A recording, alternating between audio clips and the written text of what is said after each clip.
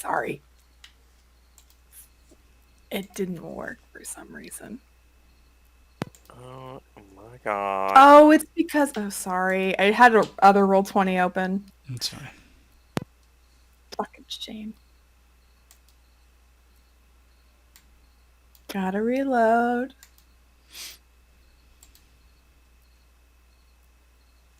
And of course, all my fucking music tabs are open. Bullshit.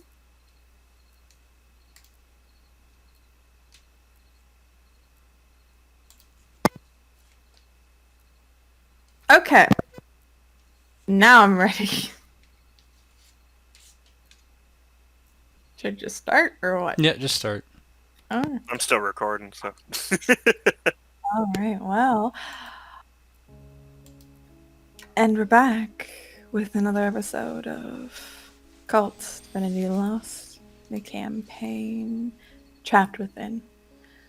I am, of course, your GM, Matihi, and tonight for the finale of Kult, we are joined by Kane, played by Tet, Emil, played by Aki, and Daniel, played by Rogue.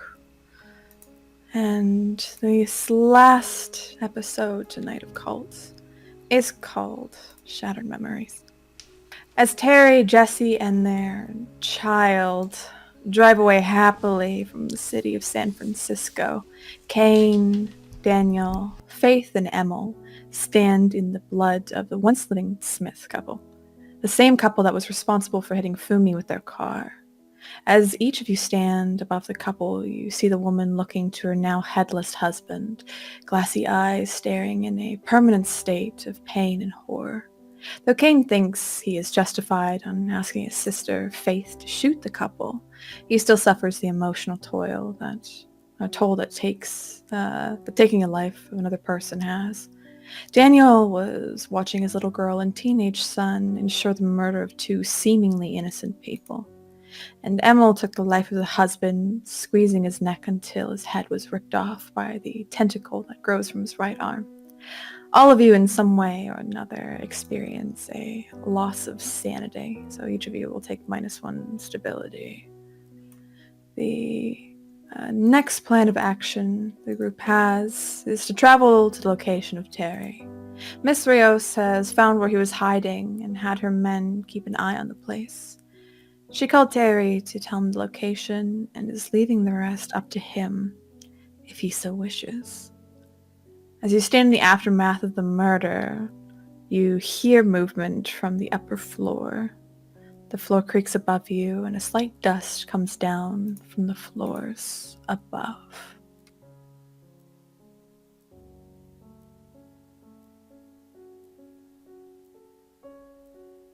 And as you each stand there, what do you do?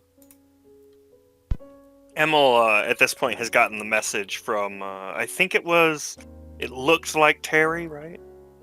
'Cause Yes. we didn't see the alternate Emil. You did get the photograph from Terry's phone with a picture of your sister Henrietta tied up in the corner of what looked to be a bedroom. Yeah, so we don't know about alternate Emil, just Terry. Mm-hmm. Okay, yeah. So Emil, all right, man, we're done with this. Let's go. He's ignoring the sound and quickly heads over kind of towards the door they came in and kind of looks to the others motioning as he pulls out the compass again. Are you sure we shouldn't check out what that is? Look, man, I don't know and I don't want to know. This is already too fucking much. Let's move. Kane looks to his dad and shrugs. What do you think, Daniel? Daniel was leaning up against the wall with his little crooked smile, watching them finish off the couple, and he, at the sound, he hops off of the wall and starts to give a kind of interested glance upstairs with his pistol cautiously in his hand. He's looking up that way, and he straightens his glasses and looks towards Emil. What did you have in mind, Emil? What do you mean, man? We're going to get Terry. Well, then we should probably get out of here. Yeah, I know. Come on, man. Right. And Emil, very under his breath, kind of looks to the compass and then to the door and back to the compass. Take me to a place where I can save Henrietta. It proceeds to open the door. You see it spin, and it spins, and it spins, and the compass just continues spinning. Doesn't point any single direction. He's like, I know where he is. Miss Rios texts me back. We don't have to take your detour through hell.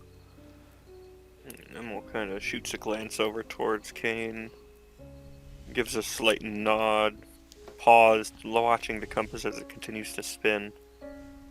Alright, fine. Let's go. Hurry up. Don't gotta tell me twice. He levels his gun forward and walks towards the front door. Or the garage. He'd actually probably try to go to the garage, find the keys to take their car. And you hunt around for the keys, and as you're hunting around for the keys, Daniel, you happen to have glanced up the staircase, and what you see peering from the banister is looks like a set of eyes, blonde hair peeking from between the banisters, looking down at the group of you.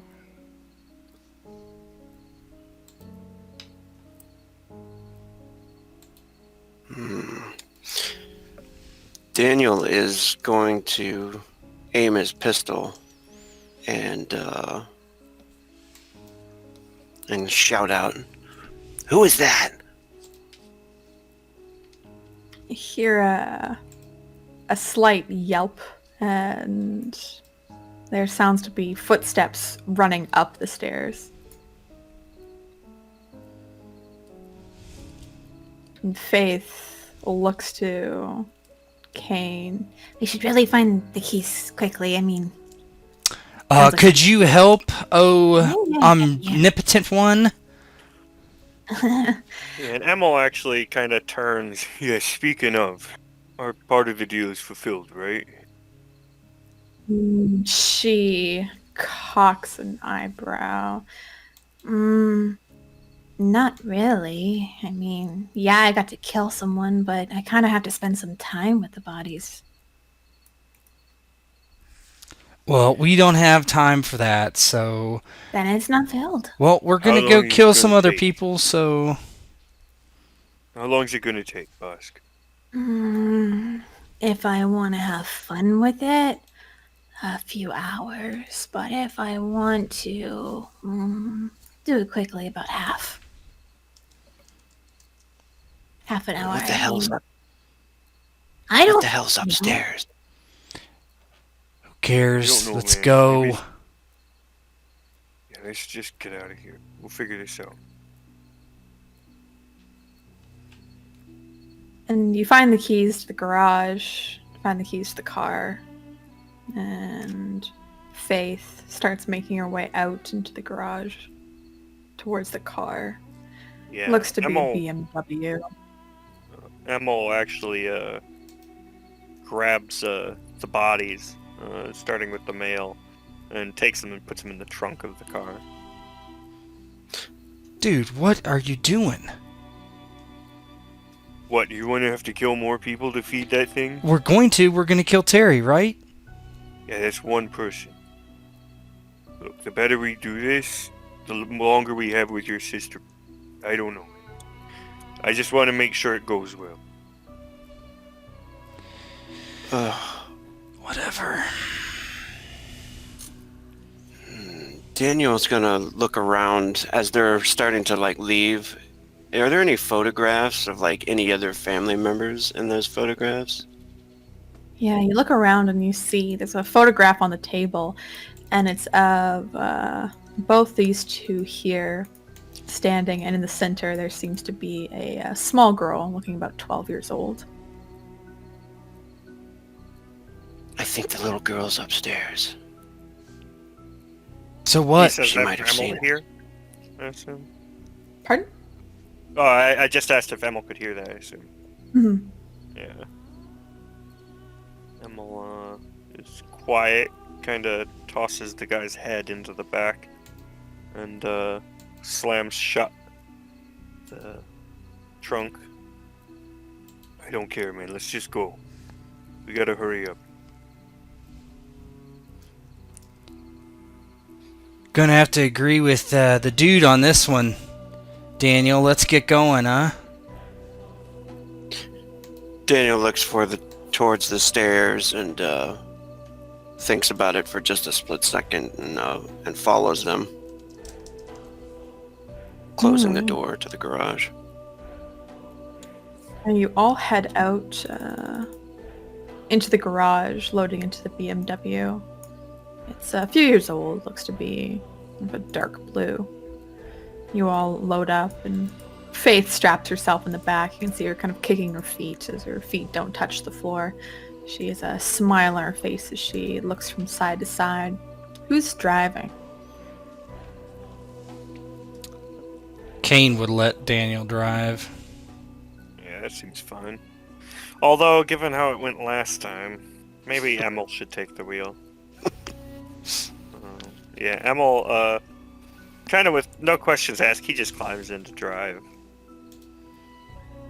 Yeah, Go ahead. yeah, Kane just gives him the address from his phone. Puts in the GPS, whatever.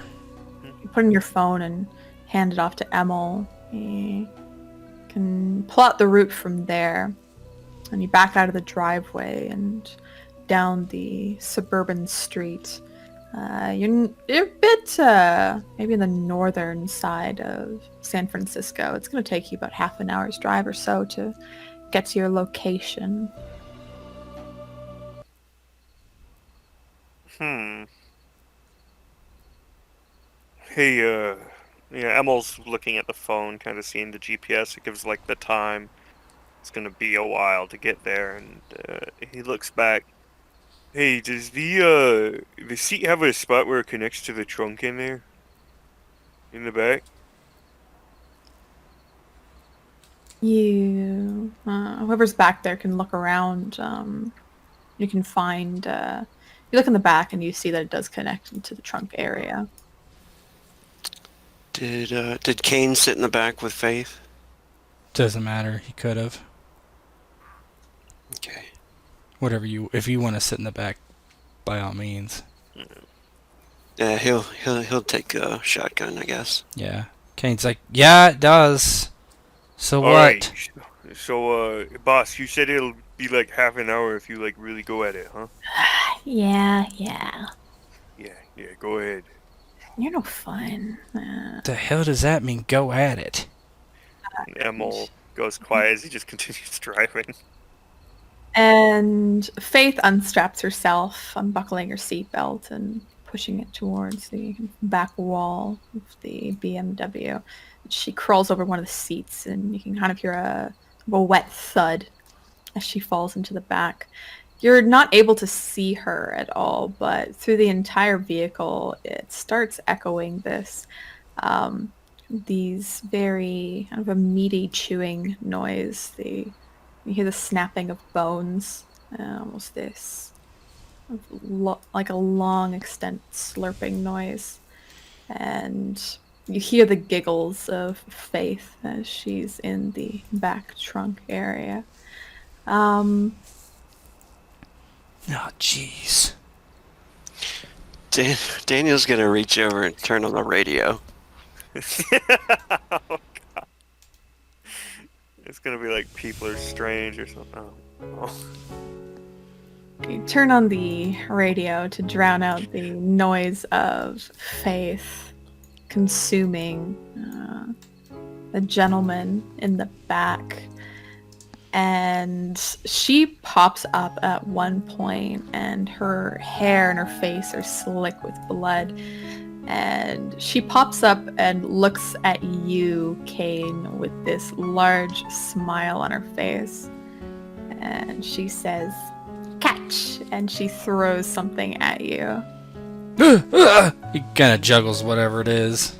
And you see fall into your lap is the head of the gentleman though its eyes seem to be ripped out of their sockets, as is the tongue and most of the teeth.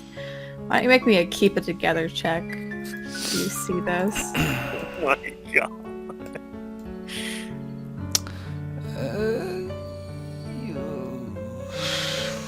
Why is it? There it is. Modifier. Well, what stability are you at right now? Have we? I mean, it's been at neurotic for some time, but I don't know if it had ever went. Oh, up you're or- already in anxious because you took another 1 from murdering those people. Okay. So you have a -1 to this roll. Okay.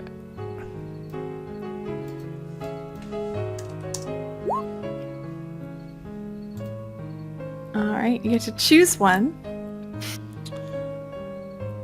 The creature is banished. No. Oh, that's exorcist. Damn. No. Oh my. I get to choose one. Yeah, you do.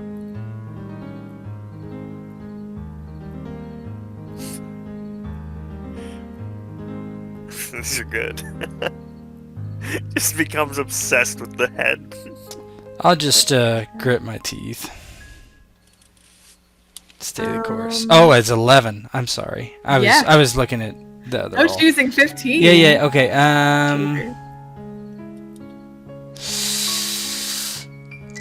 Oh, guilt-ridden, I guess. Alright. So, describe how you holding this man's head in your hands, how you feel kind of the guilt wash over you.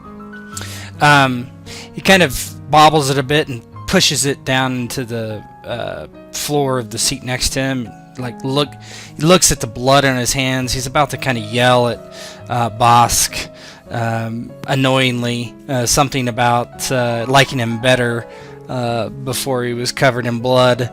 And he doesn't say it. He can't come up with a witty comeback. He just looks at his hands. And, when he ran over his doppelganger mom months ago, that was kind of justified, right? She had attacked his sister.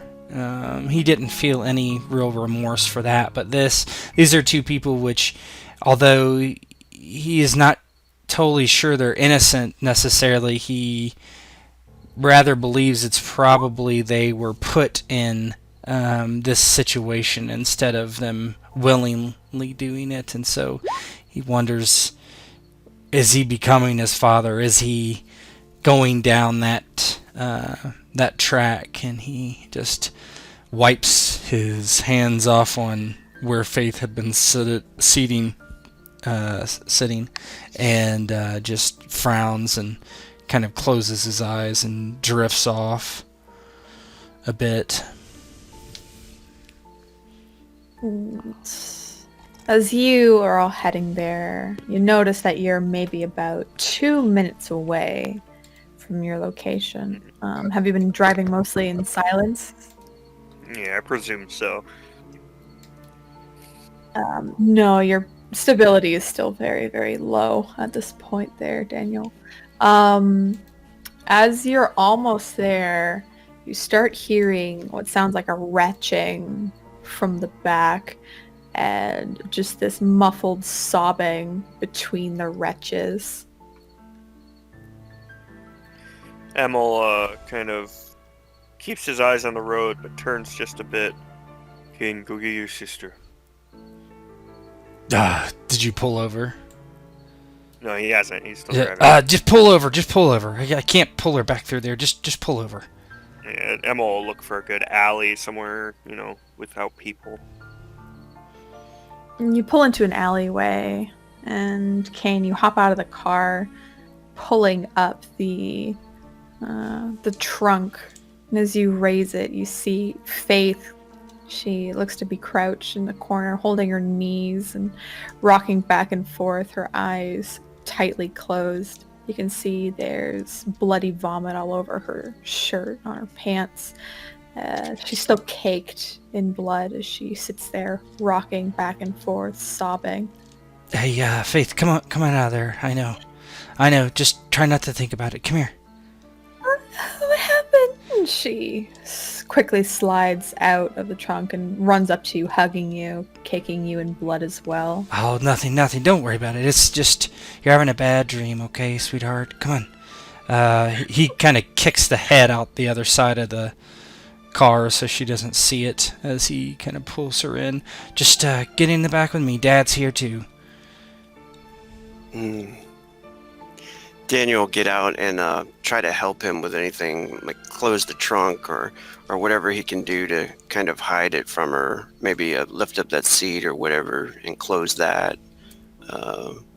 Anything he can do to kind of hide the remains in the trunk so she doesn't have to see anything else. You hide the remains of the trunk, and as you close it, you have to close it once or twice because the hand gets stuck between the closing mechanism.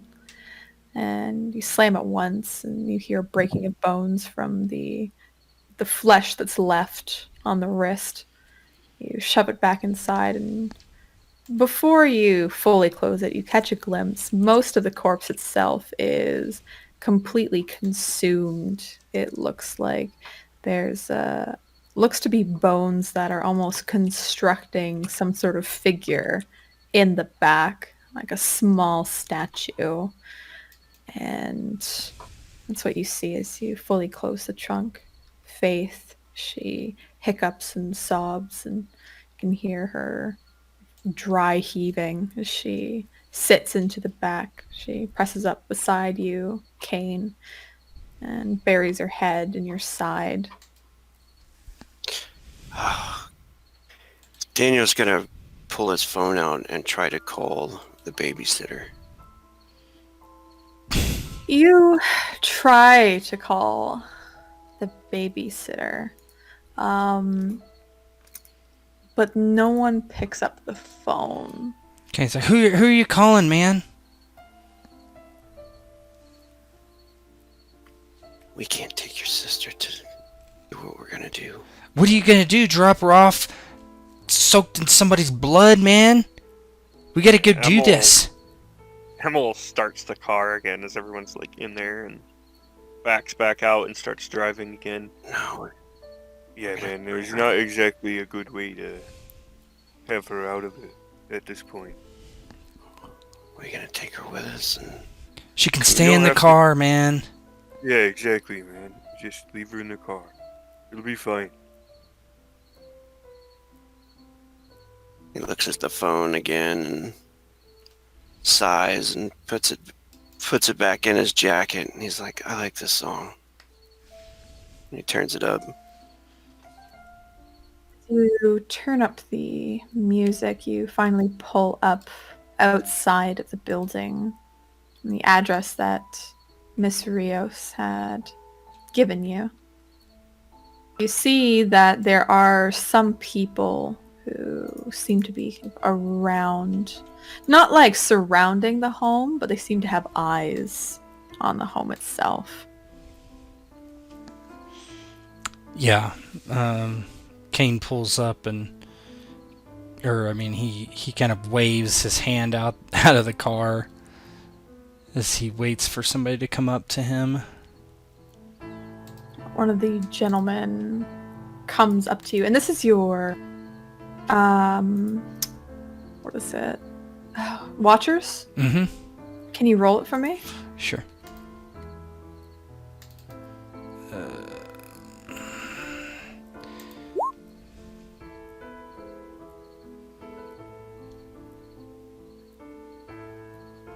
Let's see.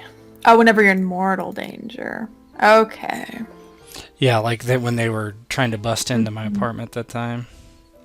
Yeah, there seems to be a few guys who are idling out there, and they look over to you and nod. Yeah, we were sent by Miss Rios to assist you if you need it. Yeah, right now, what I want you guys to do is watch my sister here and make sure nothing happens to her. Actually, you know what? You can take this, Dad, give them your address and they'll they'll take her home and watch over. Yeah. Daniel pulls out the address and shows it to him. You take a look at the address and they nod. Yeah, we can. She likes ice cream. You see, as she comes out of the car, so caked in blood, Yeah, the men are a bit off-put. Yeah, go ahead. Yeah, I was gonna say, Emil, kind of while the other two are talking to these guys, Emil's gonna kind of kneel down by Faith. Hey, how you doing? She has had her eyes closed tightly, most of it. She looks up to you. You see her eyes watering slightly. She hiccups and just says, I don't know. I don't know what's been happening the past while. Don't worry, okay? I know it's hard, but it gets easier, alright? I'll help you through it. Okay. Thanks, Emil. Don't you worry. We'll be back tonight, Faith, I promise, okay? These gentlemen are gonna watch over you. They'll take good care of you, okay? Okay. And she hops out of the car. She looks over to you, Daniel, and runs over, giving you a very tight hug.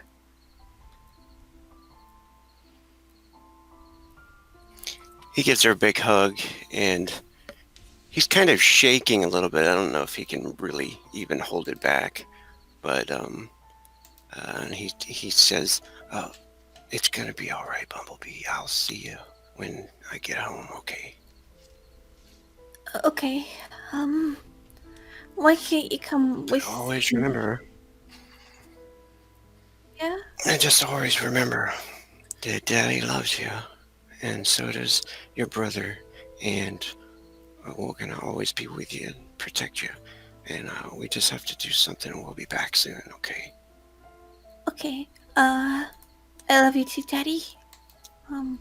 She gives you a tight squeeze before letting you go. And she does the same to you, Kane, coming over and wrapping her arms around your waist. He hugs her back and kind of leans into her. I'm sorry, Faith. I should have been there to... I'm sorry. Well, you're here now. So...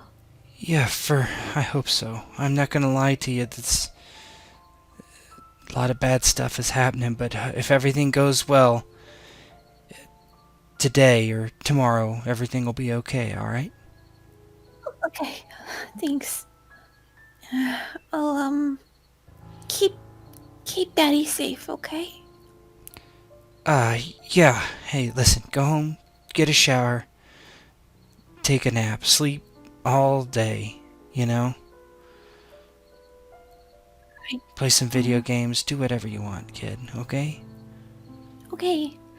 I love you. I love you too, kid. She departs, one of the gentlemen taking her hand, leading her into one of the black vans that they have, and she waves to the three of you very solemnly as the door slides shut. And with that, Faith and MR have started to depart.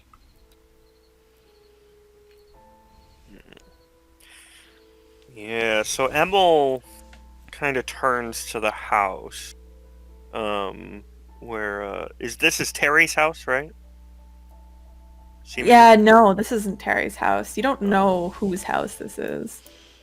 Ooh, interesting. It is a looks house, like though, a- and not an apartment It's more of building. it is an apartment building. Do we know which one it it's is? like a walk-up, like a 3-story walk-up. You know exactly which one it is. Okay. Well, at least not the actual room. It's just the kind of general area. She said it's on the 2nd floor. So I've got a couple of things. that I want to use. Let me see. So I want to kind of looking towards this place. I want to try and gauge whether the illusion is weak or not. I have a few things. I've got enhanced awareness. I've got magical intuition as well, but I think it'd be enhanced awareness. I just want to look at it. I'm gonna click it. Yeah. Oh yeah. Sorry. Oh yeah, you can roll it. It's a rollable one. So I guess that would be the one. Enhanced awareness. Yeah. Oh yeah. Well, I mean, it depends on whether the illusion's weak. Here. And what's the other one? Mystical. Let me see. Magical intuition. Innate ability to perceive Kirlian auras and sense the presence of magic. Yeah, it would be that one. So it'd be enhanced. Enhanced. Okay. Here we go. Ooh.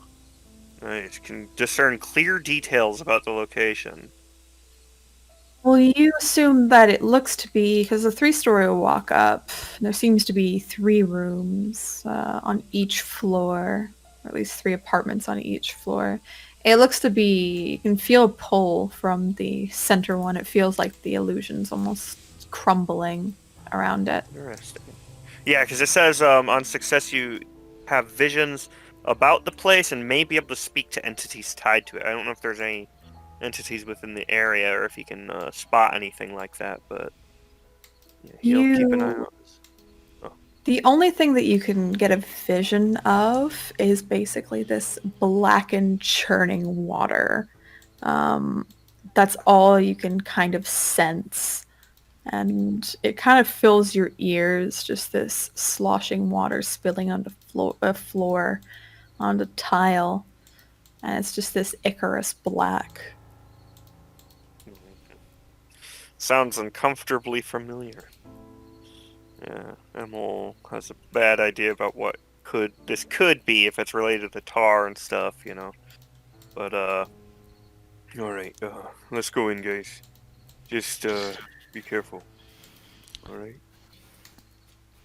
Kane grabs his gun out of the car. I'm ready. Yeah, Daniel has this large pistol that he pulls out, and can he use the hunter ability to kind of says one of the options is like move in shadows to take +2 or something. I just want to roll it for you. Let's see. It'd be setting up an ambush. I mean, why don't you try rolling it? Yeah. You're kind of stalking inside.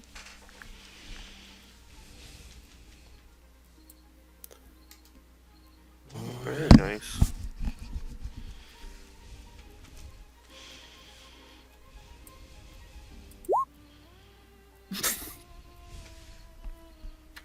Just remember there are 3 options. Fucking hell. Oh, nice. So the 3 options are probably the move in shadows, camouflage, set up an ambush. Oh, so you get 3 options and you may spend them anytime during the scene. So you have 3. So you could set up an ambush 3 times, but you'd have to like get off to the side, set up another trap or something. Yeah, you'd have to hit them and then run away, and then hit them and then run away. But for the duration of the scene, you've got 3. So like, say you move in shadows, say they're trying to shoot at you, you could do that a couple of times. Okay. Oh, nice. Yeah.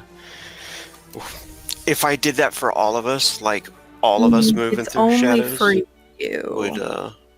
would okay, cool. All right, so I'll be moving through shadows for right now. Yeah, Emil's gonna try and he approaches relatively simply. He wants to try and figure out where his sister is first, though. So he kind of looks down to the compass again, and says to it again, "Take me to a place where I can protect my sister."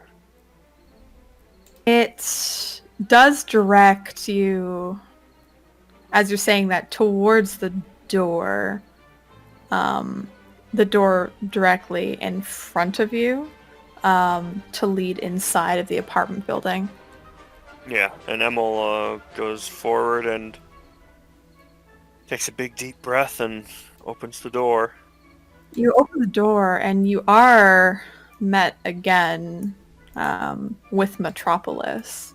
So you would have to go through there in order to get there. Yeah, Emil kind of, without waiting for the others, heads through and closes the door behind him.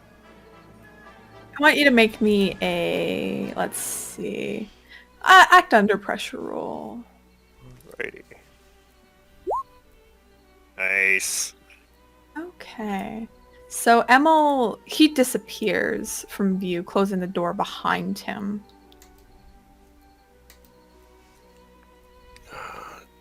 Daniel looks back at Kane. He's like, did he just fucking do what I think he did? Oh man, he's freaking weird, dude. I'm sure he's trying to get the drop on him. It's fine. I tell you what, I'm gonna see if there's a back way in here, and kind of cover it, and I'll come up after you. So, you're what were you, in the Navy or something? So you would know better than me how to get up there. The Navy? I was an Army Ranger. Okay, yeah. Army, Navy, Ranger. Fuck, son. You should probably follow me. Alright, fine. I'll stay in the back. Don't shoot me in the back. Yeah, no. So you're heading inside? Sorry, go ahead. Yeah, Daniel starts to head up, kind of sticking to the shadows. As you head up, heading to the second floor, as you're creeping up, the scene pans somewhere a little different. I'm gonna have to give everybody sight on Emil 1 sec. Why do I have a bad feeling about this? You should. You always say that. You always say I got a bad feeling about this girl. And it turns out bad. Yeah, exactly. Because I had a bad feeling. It's a self-fulfilling prophecy. All right. As you head through Metropolis, you're fairly confident in your steps. You're moving quickly. Turning corners, you need to turning backwards when you have to. The trip doesn't seem very long. It almost seems like a few steps, like maybe a block in total. And you finally see the end door. It seems to be a wooden door. And you see from below, there looks to be water that's seeping out from beneath the crack of the door. Ooh. Yeah, interesting. Emil heads forward and kind of braces himself and opens it. As you head forward, give me 1 moment.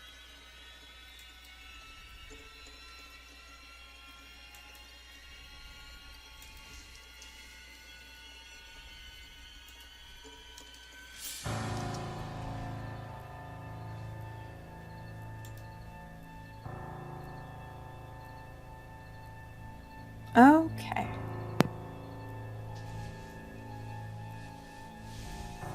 You open the door and you find yourself inside of an apartment. Can everybody see that? Yes. Yep. So you see what looks to be see kind of shattered wood on the floor, a shirt here and there. There's the odd light source and such inside the building. You hear from farther down the hallway, you hear someone moving around the kitchen. They seem to be fussing with things. You hear what sounds like chopping. There's the odd creak from above and below you from the floorboards as you step through the door and into the house. Yeah, Emil kind of very carefully and as quietly as he can peeks through this doorway here. I believe that's what that is. As you attempt to open the doorway, you find that it's jammed. You can't open it. Interesting. Can I move? Yeah, you can go ahead. You can move. Oh. Yeah, he heads up to here and kind of very carefully peeks around to get a view of the room. And you look through the room itself. It looks like a fairly decrepit apartment. Like nobody's lived here for quite a while. There's some broken furniture that's scattered along the floor, cobwebs on the walls, plants that are dead in the corners. There's a few pieces of paper lying about, notes and books and such. Why don't you make me an observe a situation roll as you kind of step through this area? Alrighty. Ooh. All right. Yeah, let's see. What should I be on the lookout for first? Well, as you kind of peer down, you notice that you've been making slightly bloody footprints, and you seem to have picked it up from back here. There just seems to be something wrong about this entire place. Yeah, Emil takes a couple of steps back very carefully and quietly and dips down, and he's going to try and look through the little door, the keyhole, basically. Sure. Did you have any other questions before you... Well, I was going to... Because you have that kind of for this situation overall, right? Could I then use that? Like, when I see whatever I see? Sure. As you kind of peer through the keyhole, let's see. You see what looks like kind of a greenish carpet there. Doesn't look to be too much light being illuminated. And there is kind of an overflowing bathtub on the other end. You can hear the faint sound of running water as it splashes onto the ground. Interesting. Yeah, so I guess, what is being hidden from me? Emil's kind of, he's got that, magical intuition and stuff like that. He's kind of looking around very, very carefully trying to make sure he's not missing something important. As you're looking through the keyhole, you see what looks to be a pair of feet that are lying on the ground. Look to be almost covered in blood. And as you stand peering through the keyhole, you hear footsteps that sound to be coming from down the hall.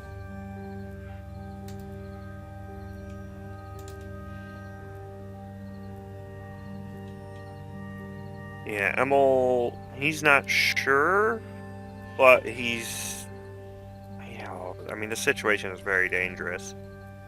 He's gonna bust the door down if he can. He wants to try and just, smash the fucking lock. Alright. Pop it open. Why don't you make me... I'd like you to make me an act under pressure roll as you do this. Alrighty. Oh my god, Emil is on point today. Alright. He's in full rescue mode. As you Nice. smash through the door and stumble your way inside. Give me 1 sec.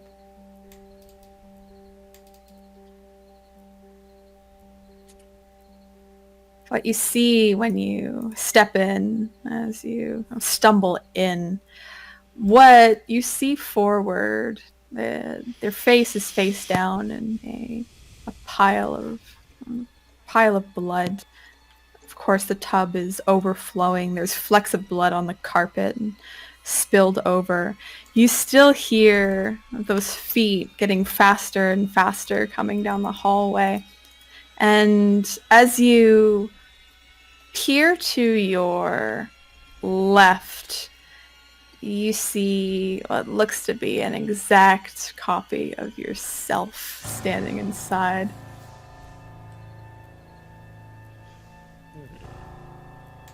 And he gives you a small wave and says, "Hi there. How's it going?" Emil is confused for a moment. Kind of does a double take. Looks around the room. You said there was a body, eh? Yeah, there's a body here. Does he recognize the body? It's face down right now. You could go over to it if you like. Yeah, Emil kind of heads over and moves the thing. You head over and you turn over the body, and what you're met with, I'd like you to make me a keep it together roll as you're met face to face with your sister Henrietta. Oh my god. You somehow keep it together, but as you're standing by the body, looking over it, you're going to make a endure injury check. Yeah. Alright, yeah. I'll roll that quick. 12. Mhm. So, you're still standing. Your injury, I'm not going to say you receive a serious wound just yet. As you feel almost like I would say a blackened tentacle wrap around your own neck, squeezing. Your glasses falling off your face and into the tub. As you glance backward, you see the figure that looks like yourself standing there, coming from both his left and right arm, look to be these tentacles shrouded in darkness. And you see in the hallway, standing there, looks to be your sister. Yeah, Emil, as he found the body, right, there was this stillness in him as he already kind of knew. Like, the moment that it couldn't lead him to a place where he could save her, well, he could protect her from something, but he kind of had an idea of what would probably happen. And as he sees her, and then sees an alternate self, and then sees another version of his sister, he just loses it. He's just going to go all out. He's going to call on his entity and ask for just as much power as the guy's willing to give him. As you're about to call out, we're going to switch the scene back to Daniel and Kane as they're coming up the steps. You go into this apartment building, or kind of a 3-story walk up. It's fairly ill-maintained. There doesn't seem to be too many people living here in the first place. There does seem to be a lot of spiders' nests and cobwebs that are stuck in the corners, a thick layer of dust on the floor. There only seems to be a couple tracks that track through the dust itself, heading up the stairs. As you head up the stairs, you slide your hand along the banister and it collects dust.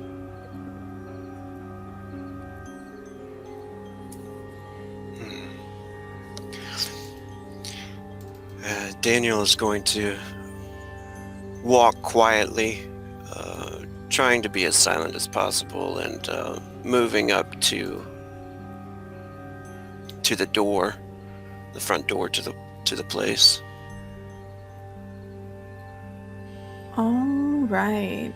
As you're moving up to the front door, I'd like you to make me... is Kane doing the same? Are you walking up as well? Yeah, he's walking up, but keeping a fair distance behind his father. All right. I want you to both make me act under pressure rules as you both sneak up. I would like to invoke my grudge for a 1 modifier. against Terry. Sure. Go ahead. I think.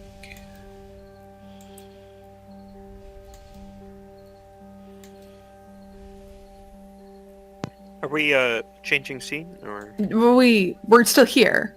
Oh, okay. I think for my shadows, I get a +2. Or Not my, from the shadow. hunter. That's only to avoid harm. Pretty sure. Oh, are they on the map? Because I can't actually see them. Yep, they're on the map. Yeah, you probably just don't I have don't think I sight have on vision on us. Yeah, I'll give you sight on Daniel. Thank you. Oh, okay, I see. There we go.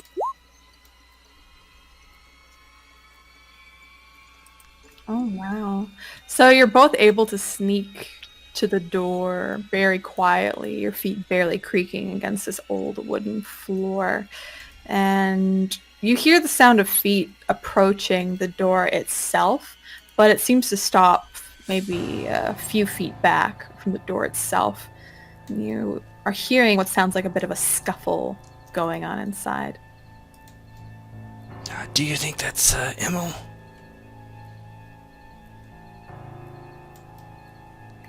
Daniel's eyes widen a bit, and he nods. He's in trouble. Let's go. And Yeah, go ahead. Daniel's going to try to open the door quietly. You open the door quietly, it only slightly creaking. As you do, you see a female figure standing there. You've actually seen her before, Daniel, for sure. The one woman who was kind of standing in... she was sitting, and I think you asked her if she needed a ride at all or something like that. Holy crap. What is it? What is it? Oh. And is she currently kind of like looking towards the bathroom or looking towards Emil being squeezed? She's looking kind of in this general direction, towards this. You don't see anything. You hear something in there, but she's just kind of staring into this bathroom. All right. He's going to try to get the drop on her and put the gun to her head. Maybe Oh. like a hostage maneuver, like arm around the neck type thing, gun to the head, if he can sneak up on her. Okay, well, make me act under pressure roll as you attempt this. Uh-oh.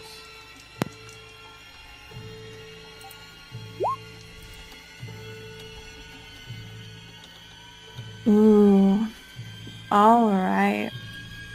So you sneaking up and are able to get to her.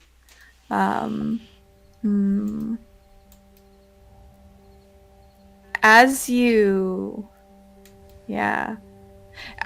get to her and you try to wrap your arm around her, are you just trying to like hold her by the neck almost and point the gun to your head? Yeah, he was going to try to just put the gun to her head, kind of hold her hostage, and try to find out what's going on in the room over there. Because he doesn't know if she's a threat or not. As you do this, it's very strange the way that she moves. She seems very almost liquidy, the way she can easily slip out of your grasp. And she takes a step backwards, and let's see. As you kind of look to her, you see something from the corner of your eye start to come out of one of the walls. And I want you to make me a This will be an avoid harm check, as it looks like shadowed spines start to... actually, they jump out of the bathroom, not the hallway, towards you. Okay. Would my hunter bonus give me anything on here? I think it does. I think it gives you +2 for this one. Yep, avoid harm dealt with. Oh, it's ranged weapons. Yeah, these are technically ranged weapons. Go ahead. Awesome.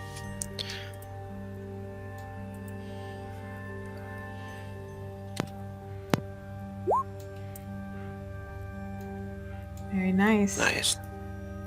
So you see these spines come towards you, and they get some of the scrap of the fabric of your shirt, embedding it into the wall. Maybe a tiny nick as you stumble backwards more towards the hallway.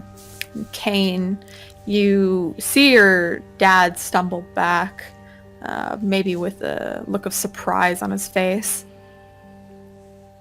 Yeah, he's just covering the hallway. What are you doing, man? Navy up, come on.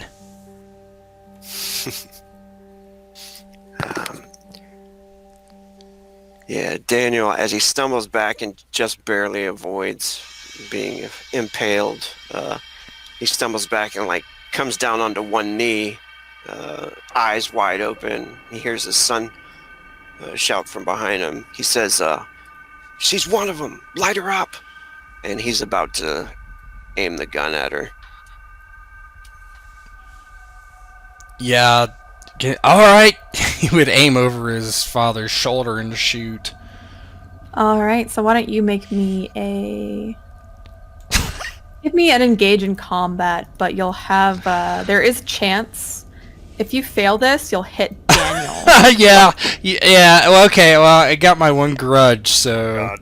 Engage in combat. This isn't against Terry. Well, it's to get to Terry, though. I mean... True. Go ahead. Hold on, before I do this, I just want to make sure that I have... Okay, so I'm engaging in combat, huh? That's really not good for you, Daniel. Maybe I should not do it. He just kind of... He'd actually... I don't know if Kane would, actually. He's kind of like... oh, yeah, get her! And he kind of points over Daniel's shoulder but doesn't shoot. Kind of keeping his eye on the hallway. Kind of, he's like worried that somebody's going to come out of somewhere. He's not going to shoot yet. Alright. And Go ahead. Has he seen her before too? Is that his Yeah. sister? No, well that's... Is know that Emil's sister? Has he seen her before? You've I don't seen her think before, you've- but I don't think you've met her in the context of being Emil's sister. You almost fucking like strangle murdered her Mm-hmm. on the street once, but it is Emil's sister. That's crazy. That's Yeah. crazy. I watched the video back and realized you almost killed his sister. I'm so glad I didn't. You thought about it for a long Bad. fucking time, too. Isn't that when she... Didn't she lose her shoe? Wasn't that the one? No, that's a different one. He That's a killed that one. He was strolling around looking for someone to murder. Nice. And she had kids. Uh-huh. She did have kids. So, Emil, we'll pan back to you in the bathroom as you have this, basically this blackened, shadowy tentacle around your neck, choking you. You're trying to call on your patron. I would like you to first make me, because it's services, roll me just a d10 plus nothing right now. It's a 9. That's a lot of favors. Oh, yeah. Immediately goes to +5 for your debt. I owe him a lot for this. Mm-hmm. I mean, given what I asked for, I mean, it makes sense. This is gonna be bad for everybody involved. Oh, your friendly neighborhood demon who hangs around with you. You hear a whisper in your ear. Oh, Emilius. What is it exactly that you need? It's too much, man. It's too fucking much. I tried for so fucking long. And Emil kind of is in this dark place within his mind, his eyes rather glazed over, as he kind of speaks to the whispers that kind of circle the darkness. It's too fucking late for me, man. But I'm gonna be damned if I'm just gonna let this motherfucker get away. I want it all gone, man. Destroy the whole fucking place and everything. Ugh, Emilius, I don't have the power to do all that, but I can grant you the ability to do it yourself. Yeah. Let's go with that then. Well, in return for doing this for me, I want you to kill and devour someone very innocent, someone who hasn't had blood on their hands, someone who hasn't experienced another person, someone who still retains that innocence, almost that childlike innocence, Emilius. And Emil, in that kind of dark abyss of his mind, his eyes water as he kind of looks out into the darkness. Yeah, I think we're going past that point. I'll pay my debt. All right. And Emil, you feel your own arm pulsate with power. It almost transforms into that blackened tentacle that you have and you're able to operate, but it seems a lot stronger than usual, a lot more hardy. Something that you feel like you'll be able to eventually bring down this entire place if you so wish with it. Emil looks down to his arm, looks to this other version of himself, and kind of the long tendrillous arm at this point, he kind of intertwines it, wrapping it around alternate Emil's arm, and he wants to just crush and destroy it. All right. Sure. Why don't you go ahead and make me an engage in combat with a -1 because you're also... Would it be the inner power? Or?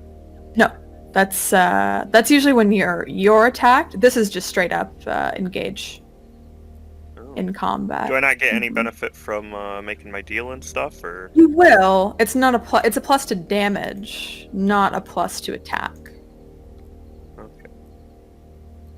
Well, I can try. And you said I had a minus from what? You're being grappled right now. Oh, okay. So -1. Oh, darn. Yeah, I assumed it would be inner power because that's what the arm tentacles are. Yeah. I can try. That's for when you're attacked. Well, inner power is an attack. It's... So you attack everything around you, yeah. That's only when you're attacked, though. Inner power? No, it isn't. Yes, it is. It's something you can't control technically that lashes out at everyone. That's why it says your power attacks those closest to you, causing 2 harm. Because it can go wild. When can I use it then? It's when you take damage. Yeah. It doesn't say anything like that. It just says you harbor mysterious power which you do not fully understand. Power can protect you, but you have no control over it. Whenever you release your inner power, roll +soul. That's how we've ran it the rest of the campaign. I don't know.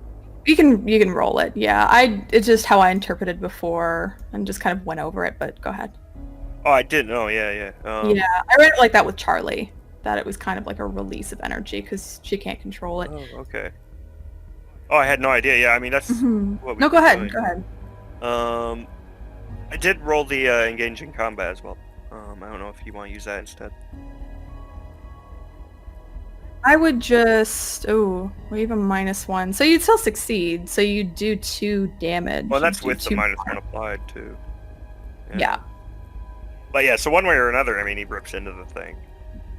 You rip into him, and as you do, his arm does fall apart, but it's almost like ice shattering as that happens, and it's now engulfed in shadow, it seems, almost like you're staring into the void itself as you crush and rip off his arm.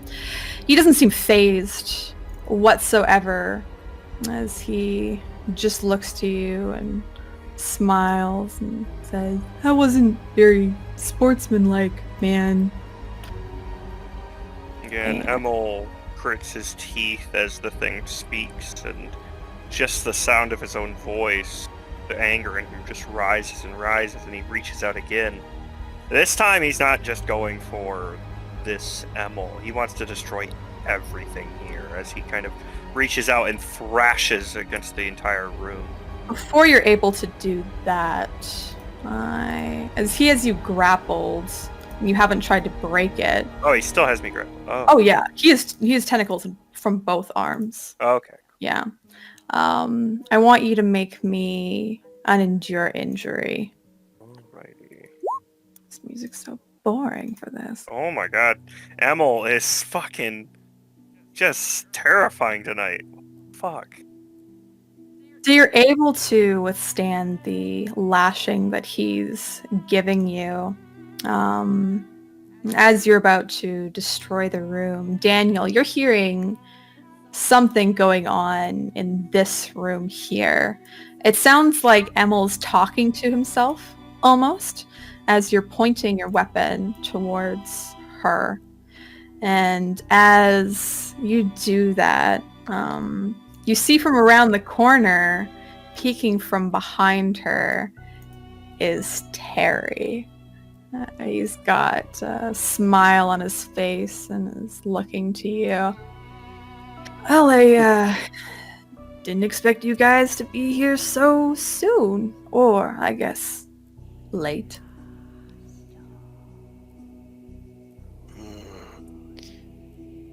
Daniel is enraged at this point. He's gonna take his pistol and open fire down the hallway. He's trying to hit her first, actually. But is it possible for him to move back out of the way? He realizes what's going on with his son trying to shoot past him, and realizing that's not a tactically sound situation. He would try to move to this location here so that they could both fire. You move out of the way, stepping out of the room, and as you point your gun towards her and aim it, the room in front, kind of and behind them, it seems like there's shadows that overstretch, almost surrounding the two, with this aura coming from both this room here and here, stretching up around them to protect them. So you'll take a -1 from this as you attempt to shoot at her. Okay.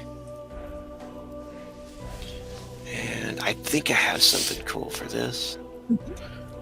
Sniper, is it? Let's see.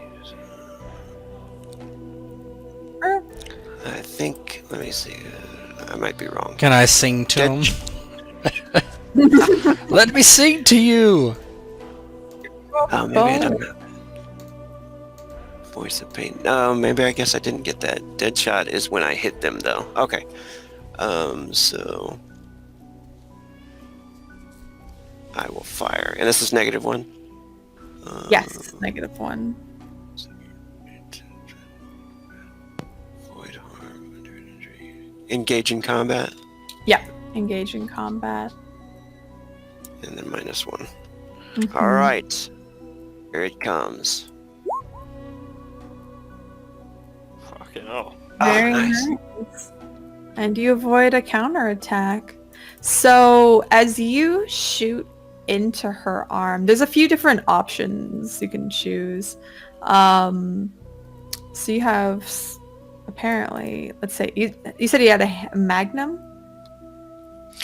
Yeah, it's a big handgun. I don't know Dirty if I Harry. can- Yeah, Desert Eagle, something like that. Horrible. So there's two options that you have. You can do combat shooting, which is -1 ammo, or overkill, which basically takes your whole clip. Ooh.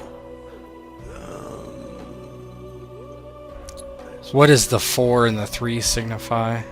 That's the damage that it inflicts upon them. Cool. Can I do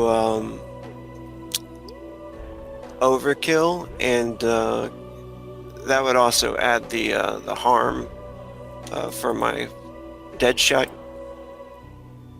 Dead shot. Where's ability advantage. Dead shot is any harm you roll with a gun is +1 harm. Yeah, that'd be 5 in total. As you shoot her in the kind of in the side, and it takes a huge chunk out. Shoot her in the shoulder, another chunk, and the thigh. It's the same thing. Well, you didn't see it before, but basically everywhere that's missing flesh now. She's not bleeding. You hear what sounds like almost shattering glass or ice as this happens. And you see what looks like water that's leaking out and onto the floor, spreading out between the floorboards. She doesn't look phased, and the damage you inflicted seems to not have done as much as you thought. Okay. So Daniel starts to back up, and as he like hugs the wall there, and he's like, "Son of a bitch!" When he sees Terry, he's like, "Fucking light him up!" Choo, choo, choo, choo. Unloads, tearing into her and blasting to pieces. He's just enraged still, and his eyes widen as he realizes like there's no damage to her after it. He kind of empties his clip on her. What about Kane? As you see Daniel emptying a clip into this woman, and then you see just water leaking out and just almost shadows and darkness that now remain in the wounds. Yeah, Kane's just like, Jesus Christ, what is this thing? You know, he's gonna take a shot very reluctantly. Do I get my grudge +1 as I'm shooting towards Terry at least? Yes, you do. Oh man. You do have a -1. Yeah. Just from It's them already assisting each other. from them assisting each other. They're basically trying to protect each other with their shadows at this So point. that would give me a 0. Yep. So as you click your shotgun, you try to fire it, but it seems like it's jammed. Like there might be something stuck in the barrel. Like there might be maybe some of the flesh from those people that's somehow jammed up there and is caused to stop working. Yeah. His first thought is to look down the barrel, but as he goes to do it, he stops suddenly and oh shit! I don't know what's wrong with this thing. I'm fucking worthless to this, Dad. I'm fucking terrible. Fuck, they're fucking immortal. As this happens, you see Terry disappear from your line of sight, Kane. He seems to almost melt into the shadow as he sidesteps, but you see him almost melt into the floor. And as that happens, you feel something coming from your right side. And I want you to make me an avoid harm. As more of those shadowed spikes, you see Henrietta kind of raise her arms toward you. You can hear almost like this hollow, empty laugh as she does so. Okay, do I get the +1 for grudge? Yes. Man, you guys. Nice. So how do you dodge out of the way? He just just completely luck or just being anxious. He just kind of flails away from it, bounces against the other wall. Oh my god! That happens. Emil, you want to destroy the room? Yup, and hope it's focused on this guy, but he wants to take the whole fucking room with him. He's just like his mind is kind of just fading at this point, just consumed by thoughts of destruction. Just kill, kill, kill at this point. Right.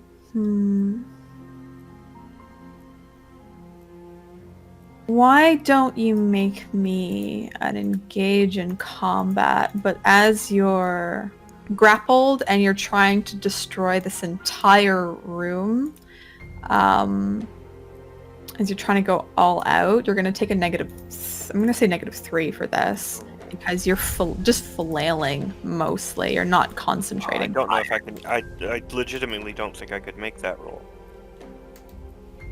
Try. I mean, with a -3, it's literally -5. It's physically impossible to make the roll. It literally can't succeed at that. Do you have that many negatives? I've got -2 from violence and -5 is -7. No, that's -5. Huh? That's -5 altogether, because -2 and -3. Oh, I have -3. I thought you said -5. I was gonna say. -3. Yeah, I can give it a go. If you want. It's gonna be risky. I think I'd rather just lash out with inner power if I can. Okay. Just try and blast him. Alright. You take a -1 because you're still grappled. Alrighty. Oh my god. What? Oh. Roll 2 2s, man. Roll terribly, so everything. It turns out that apparently you are starting to completely. You did exactly what you wanted. lash. I did exactly what Oh. I fucking wanted. You're right. You did. He didn't specify Kane not and himself that Daniel. I'm behind the Kane wall. and Daniel. It doesn't matter. You see tentacles basically cut this wall almost in half and reach out. Both of you are going to make me avoid harm checks. I assume I just take the 2. Oh, yes. Yeah.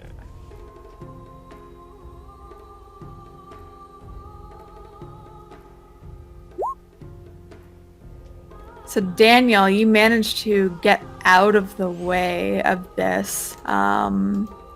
Unfortunately, Kane, your leg is wrapped up in Emil's tentacle. The tentacles seem to have sprouted additional ones, and one of those side ones is grabbed onto your leg and is basically slamming you around the area, destroying everything in its path. If you don't get out, you're going to start taking harm. Okay. This Emil here, you hit it, and it seems to shatter into a million pieces, and it's just this rush of water that comes out and spills onto the floor and covers actually your feet there, Daniel.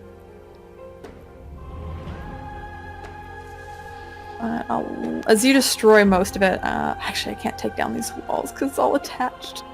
Oh, it is, yeah. That's fine. That's fine. How does harm work again, too? So I took 2 harm, but I don't know how that works wound-wise and stuff. You're definitely taking a serious wound, I would say.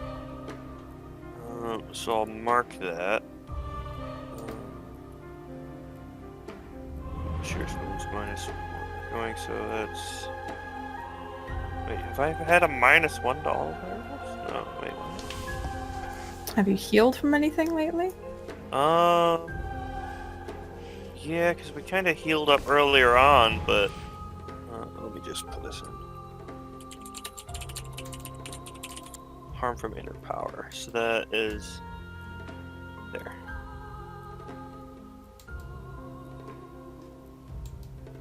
Yeah, I don't know.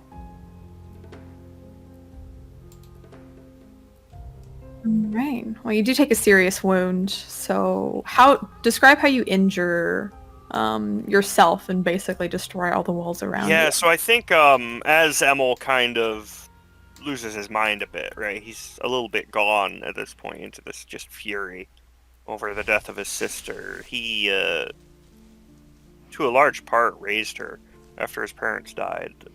So he's been with her. She was pretty much the last thing he had, her and her daughter, or her and her son. So he just goes berserk, his arm stretching out into these tendrils, breaking apart, branching out as they just spray across the room and rip at everything. And even into him as they kind of quite brutally emerge from his the place where his arm was, which is now a writhing mass of tentacle monstrosity.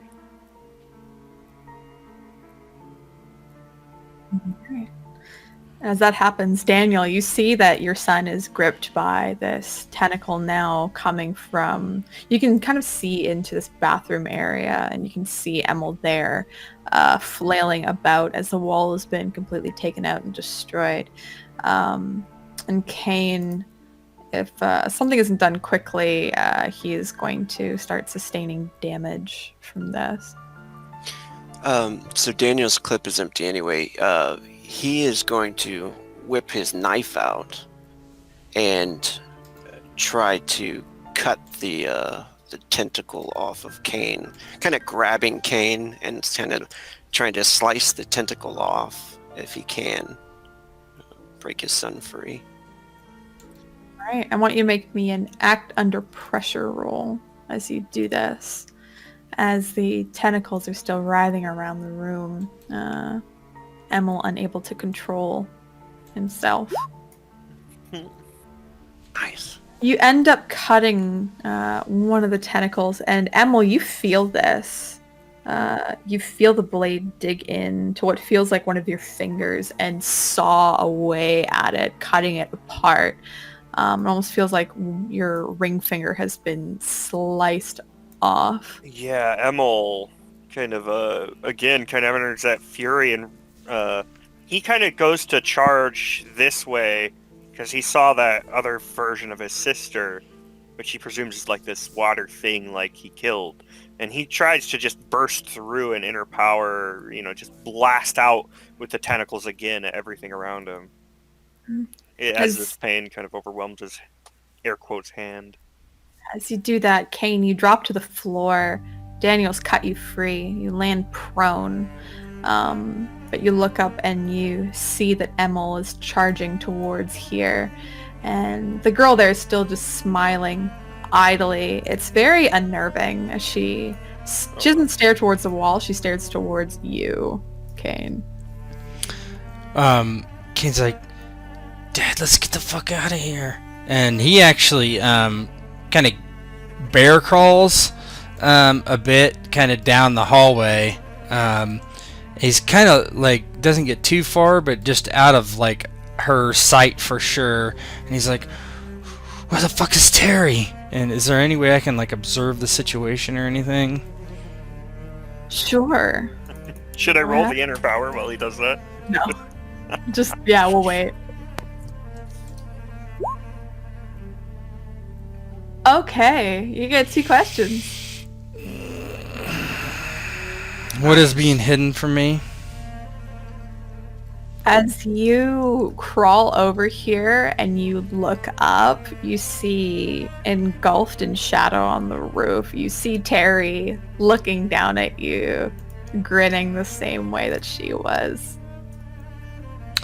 Can I see Emil from here? Yes, you can. You look over and you can see Emil. Can I see that he's hurt?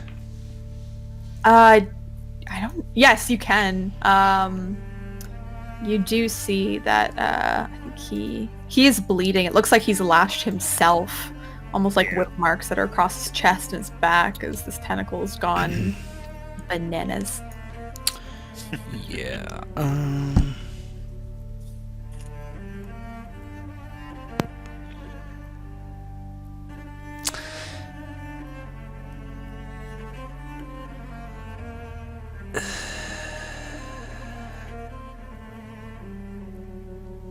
Get the fuck out of here, son. No, I'm thinking. So, Matt, I want to whisper you something real quick. Yeah, go ahead. As you're whispering, you crawl away. Emil, you're charging towards. Henrietta is actually backing up more and towards these shadows. Well, yeah, Emil's just trying to get straight to him, just destroy everything, like he said. Because Daniel doesn't see. Does he see Terry hiding? You don't.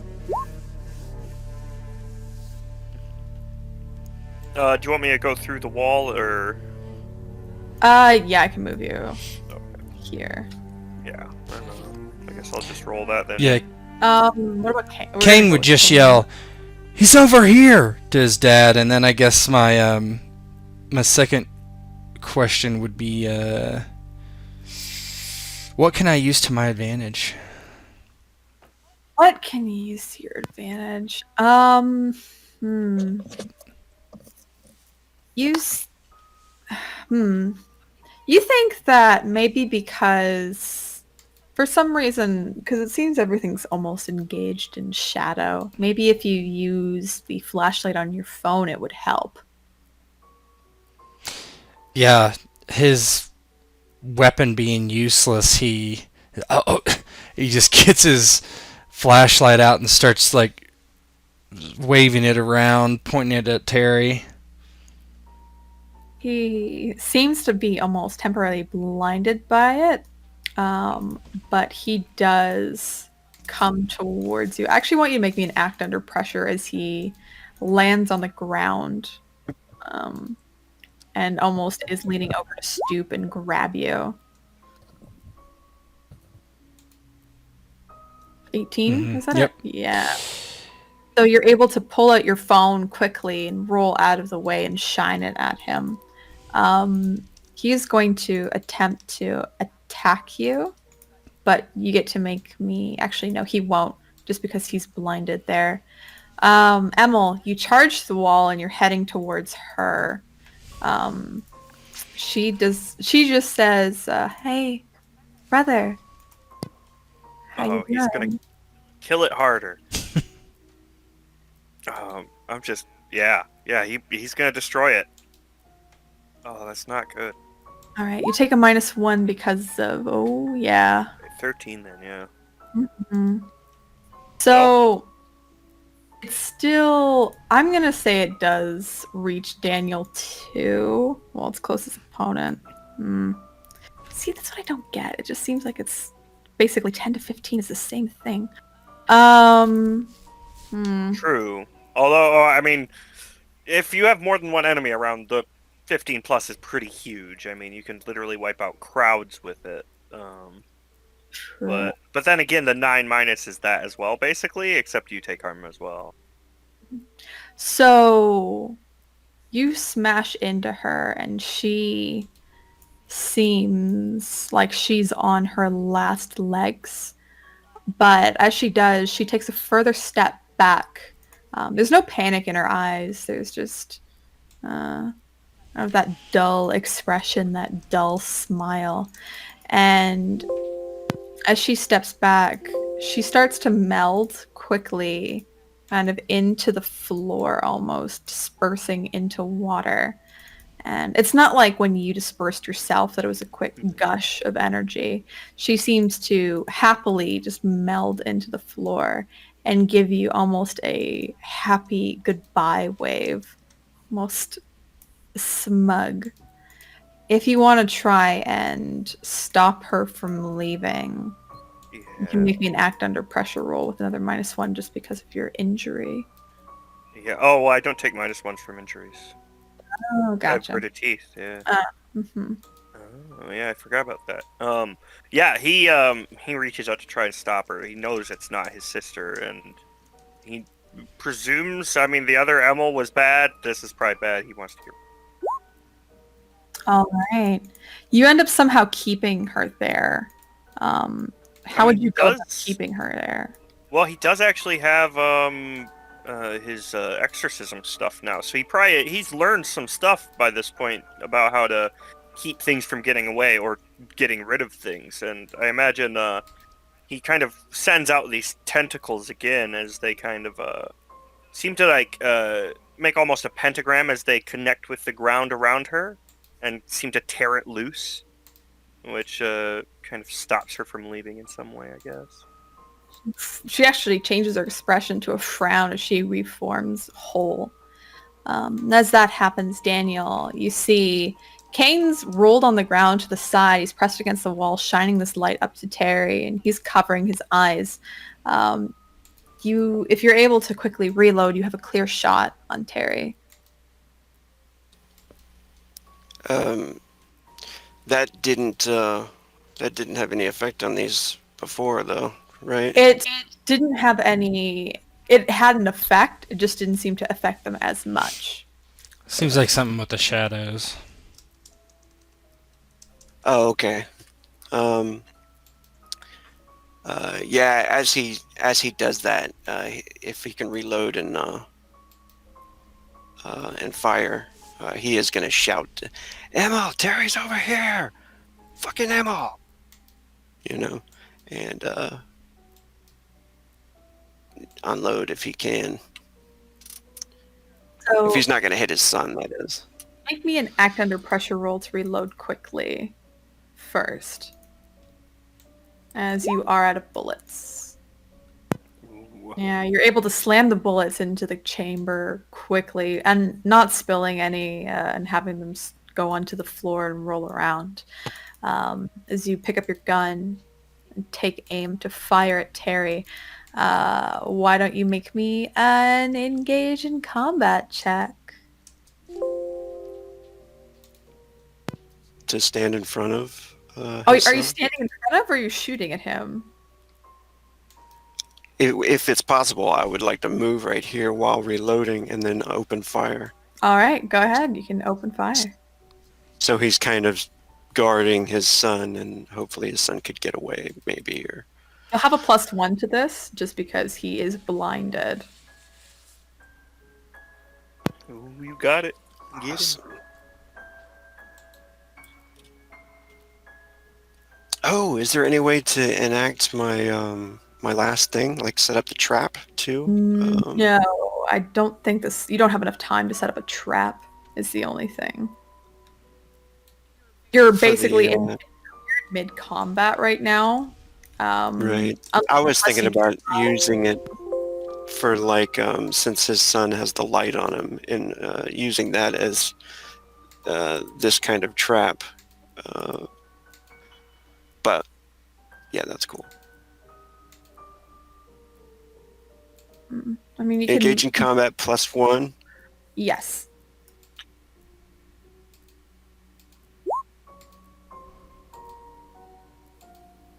All right. So you do damage. Are you unloading on him again? Like all 3 bullets?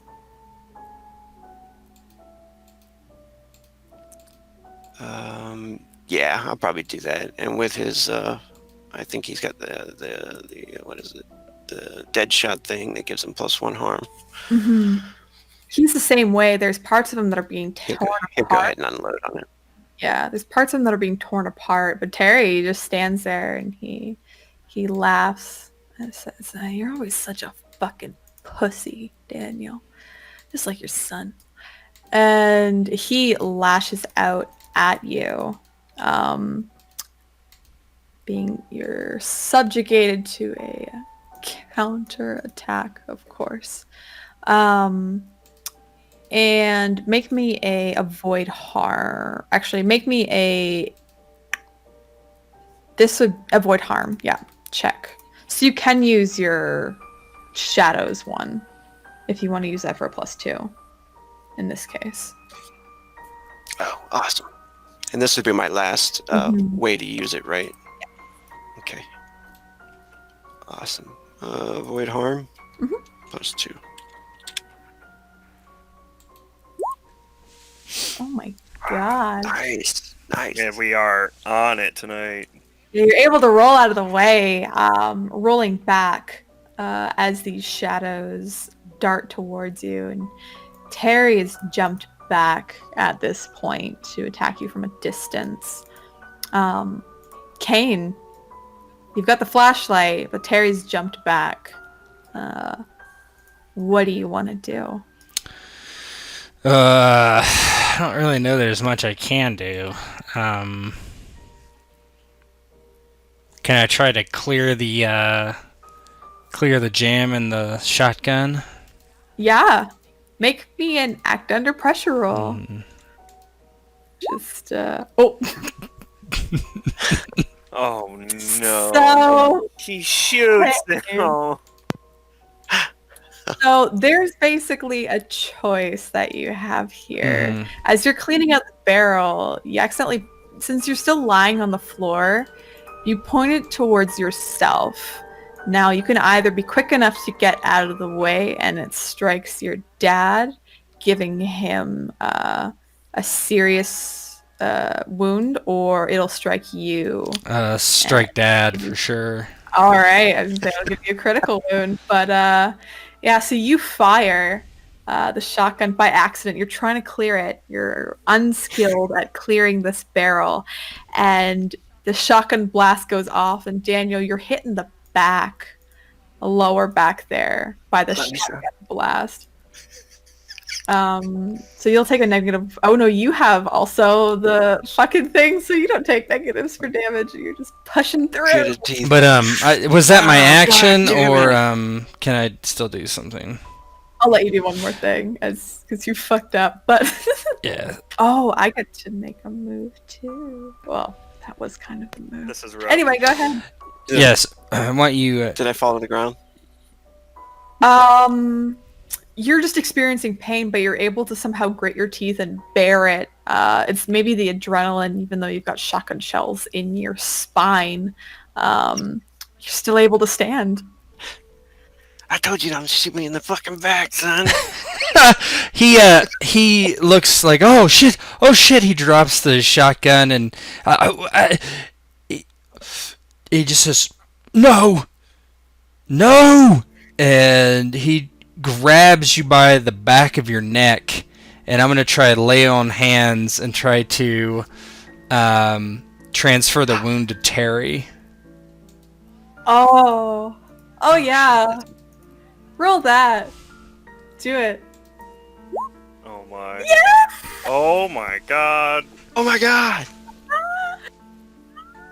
Oh my god, please describe... Oops, I backed out of the game. Please describe this as, basically, that shotgun blast, it heals over on Daniel, and you see through, almost going through his back, through his stomach, you see flesh kind of explode out front, or what would be, but it's water from Terry. And onto the ground. Yeah, he just no, and his voice like gets this high peeled shriek, which I can't do, like something that he would do in like one of his songs at a very almost soprano moment. And Daniel, you feel your back just suddenly, you feel all this pain just disappear, and then suddenly light kind of, the whatever light that is being emulated in the room kind of shines through Terry's stomach as the hole just opens up in his stomach and through his back. Nice. And Emil, as this is happening out there, you've caused Henrietta to reform. What do you do now? Yeah, Emil stays the course. He just slowly steps forward and lashes out again at her and everything around him within her power. Okay. Horrible, horrible mess. Oh, it hurts. Oh my gosh. You guys are in trouble. He's gonna take the Yeah. whole fucking house down. Oh, he does. As the house starts to shake, as your tentacles are lashing about, You're going to take another serious injury there, Emil, as you slash yourself. You pull her close with one of the tentacles, and one of them goes through her gut. And she looks up to you, and her expression changes to hurt and pain. And it just says, "Why, Emil? We could have been happy." And she fades, water splashing onto the ground. And as Emil's tentacles lash out, darkness and growing larger and larger, seeming to start tearing the house apart, it shakes. Each of you are experiencing tremors. And Daniel and Kane, there are windows near you. You think this is going to come down if you don't do something. This entire place will come down around you. So I'd like you to make me act under pressure rolls. The same thing with you, Emil. As Alrighty. you don't hurry, this place is going to fall down upon you. As Emil turns into a fucking shoggo. Christ. You're one of Terry's babies. Oh my god. Yeah. Daniel.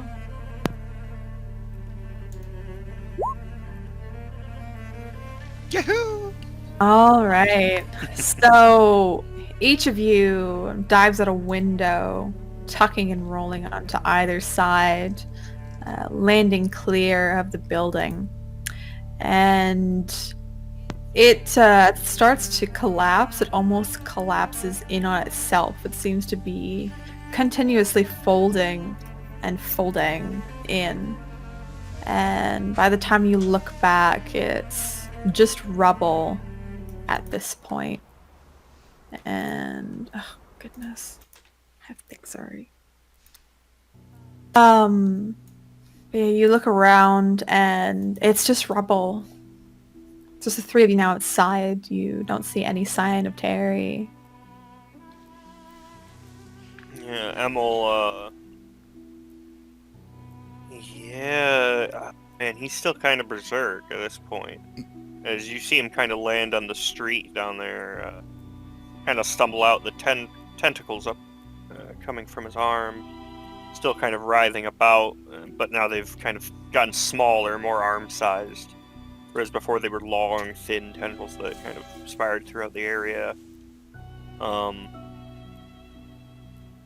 Yeah, Emil... I mean, Kane's putting as much distance as between himself and Emil as he can, as he figures out what's going on. I feel like this calls for a keep it together with Emil, with what he's gone through. Sure. Honestly. Go ahead. I think you have a minus at least 1 for your stability. Yeah, definitely a -1. Oh, not 10. 13. Ooh. Okay. Oh. You become obsessed. He obviously becomes obsessed. Mm-hmm. He kind of looks around, and then you guys see this kind of pale fury wash over his face as he looks to you, and you hear his voice, and it's kind of like weird. There's this strange, almost chime-like vibration to it as he speaks, the tentacles kind of writhing as he does so. Where the hell is Terry, man? I don't know.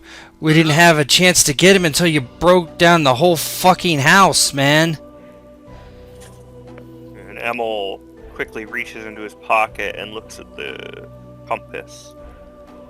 And, take me to Terry. It's just pointing towards the rubble itself. And you guys see Emil take a couple steps towards and just sweep with the tentacles as they kind of grow and lash out again as he kind of starts digging through the rubble with it towards Terry.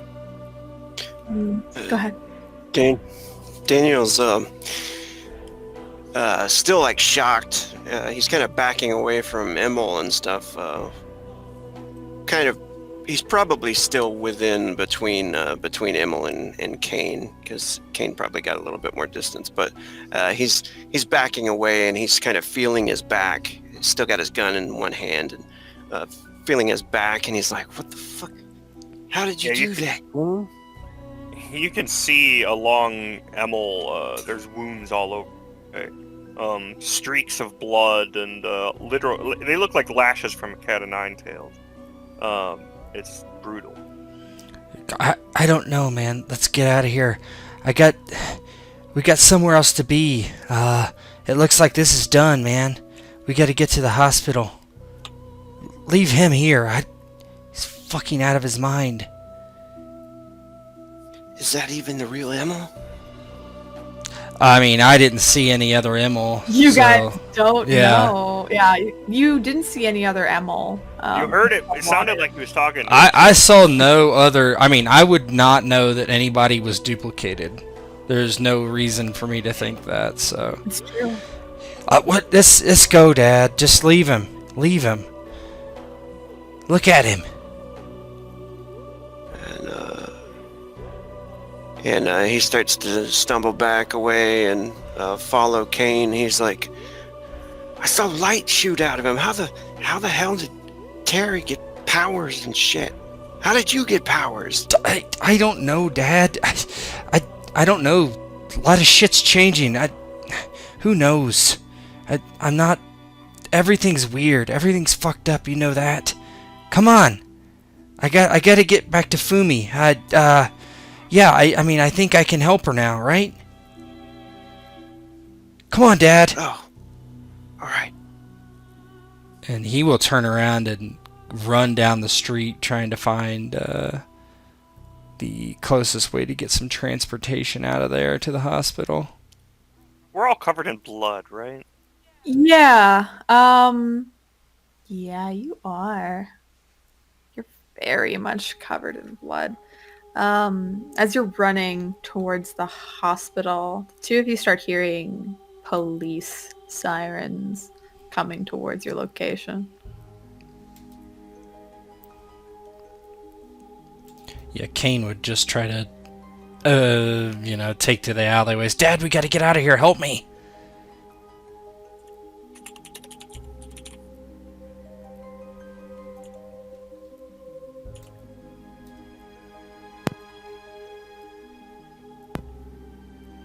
Sorry, what happened there? Nah, the You hear cops police are coming. sirens coming towards, yeah.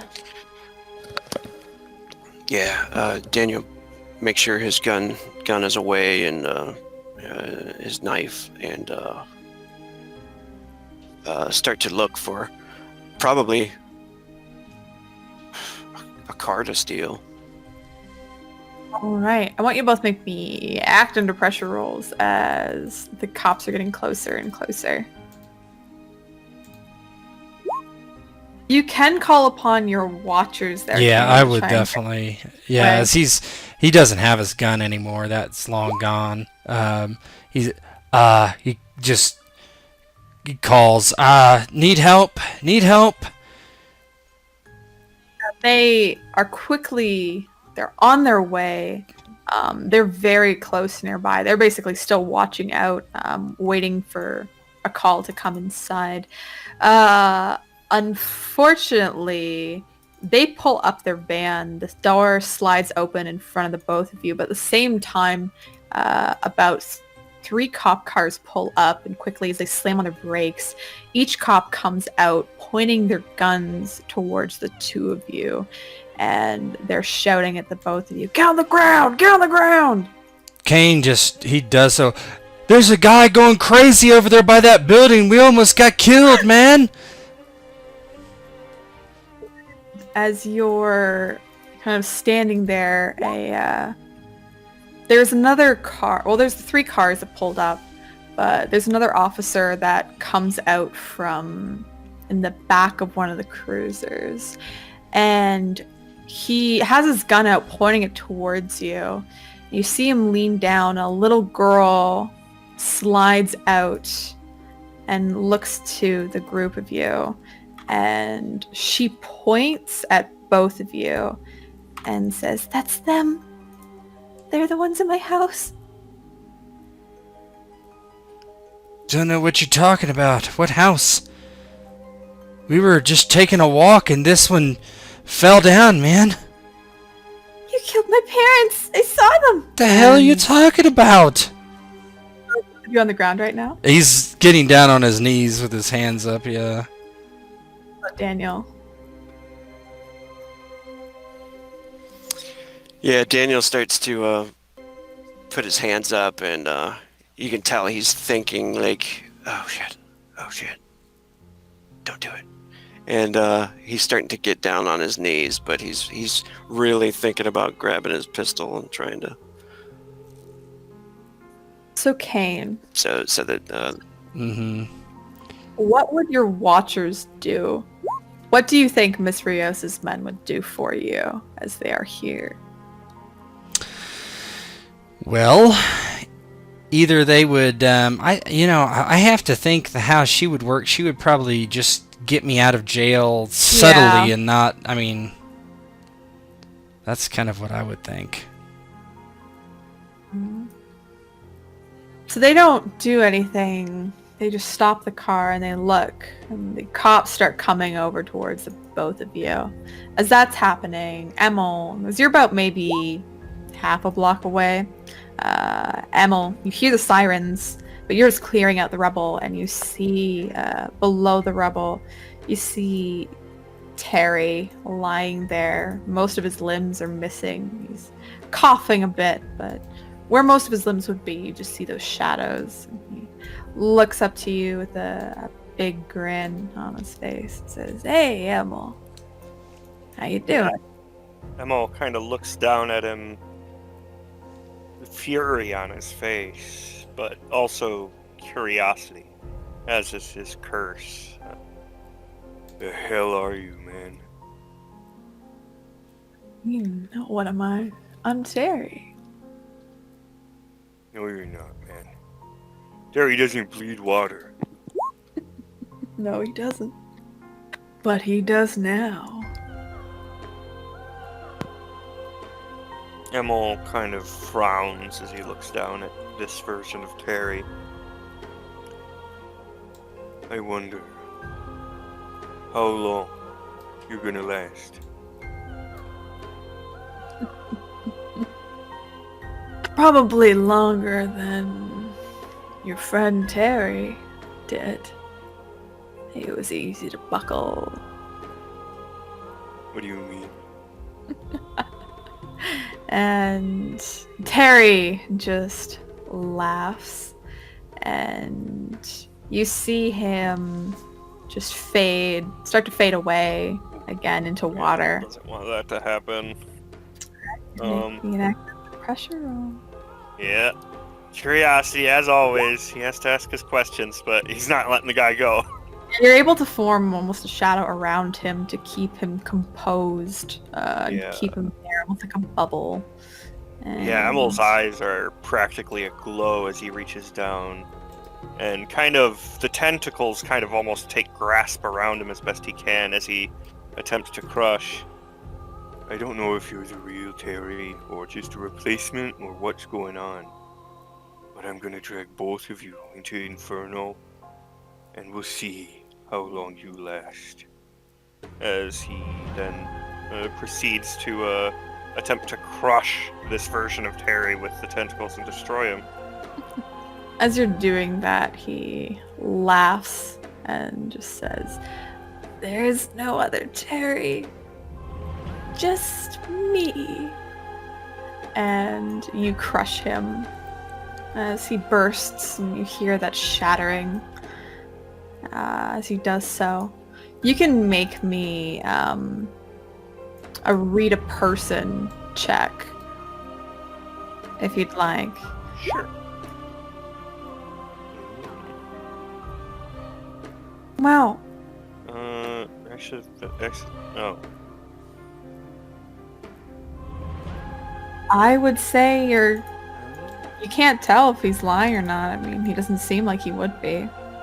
Emil, there's a lot of concern as he looks down at Terry, and he kind of begins to kind of hear his surroundings again as he looks and kind of sees the lights nearby, and he kind of scrambles down deeper towards the rubble, towards, maybe a building behind here. And he's going to pull out the compass. Well, only one way to find out. And yeah, he'll tell the compass, take me to where Terry is. Hoping that one way or another, whether he's Inferno, wherever the fuck he is, hopefully this thing will fucking get him to him, if he's still alive. And if he's dead in Inferno or something, he can go there and partake.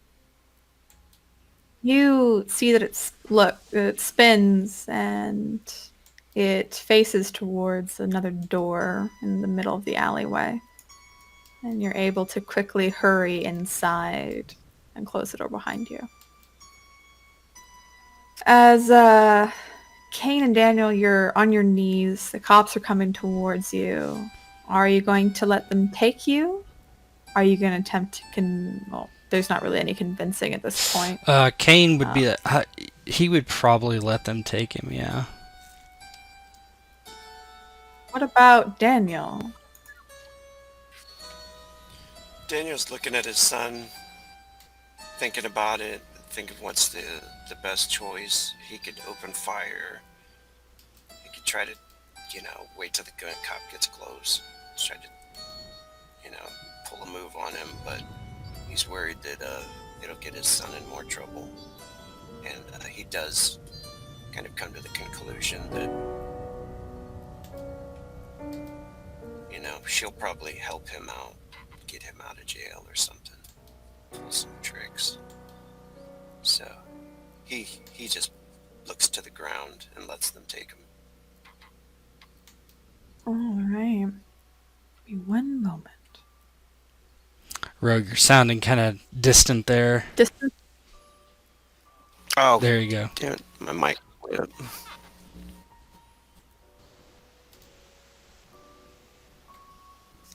How is that? I'm just getting a map. So as they grab you, roughly putting you both into handcuffs, the little girl seems to point out the two of you being the ones who murdered her family. She's not wrong.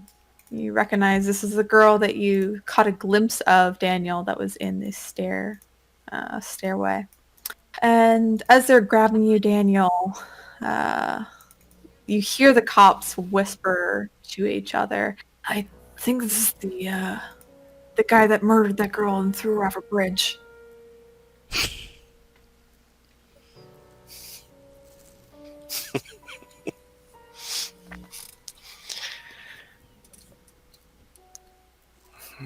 Daniel looks at the little girl, thinks about his own daughter, and ruining her life as well. He kind of accepts it.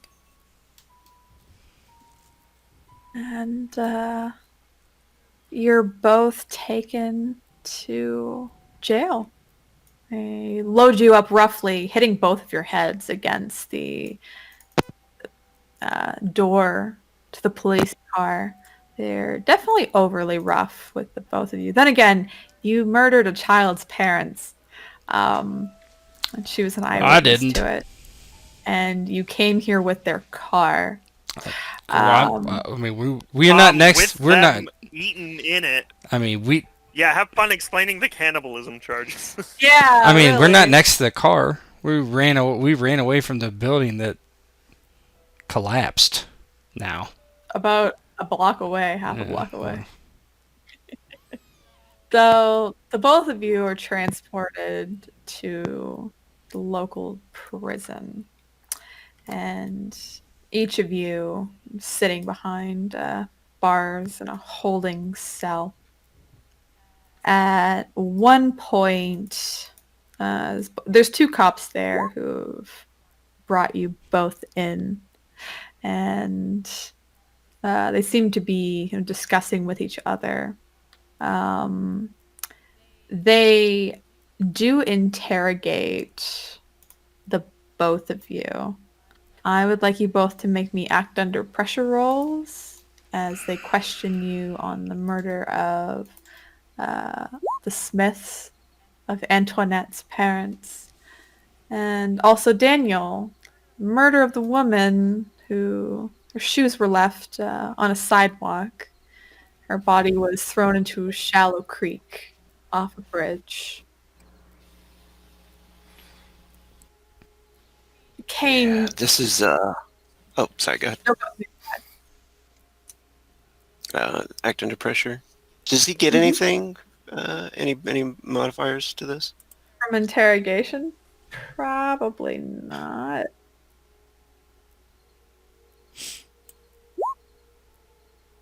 Oh, So, Kane, describe how you're able to keep cool and calm, and are able to not break as the cops interrogate Yeah, you fairly aggressively. he has no doubt that Miss Rios is gonna come get him out. He just has to bide his time.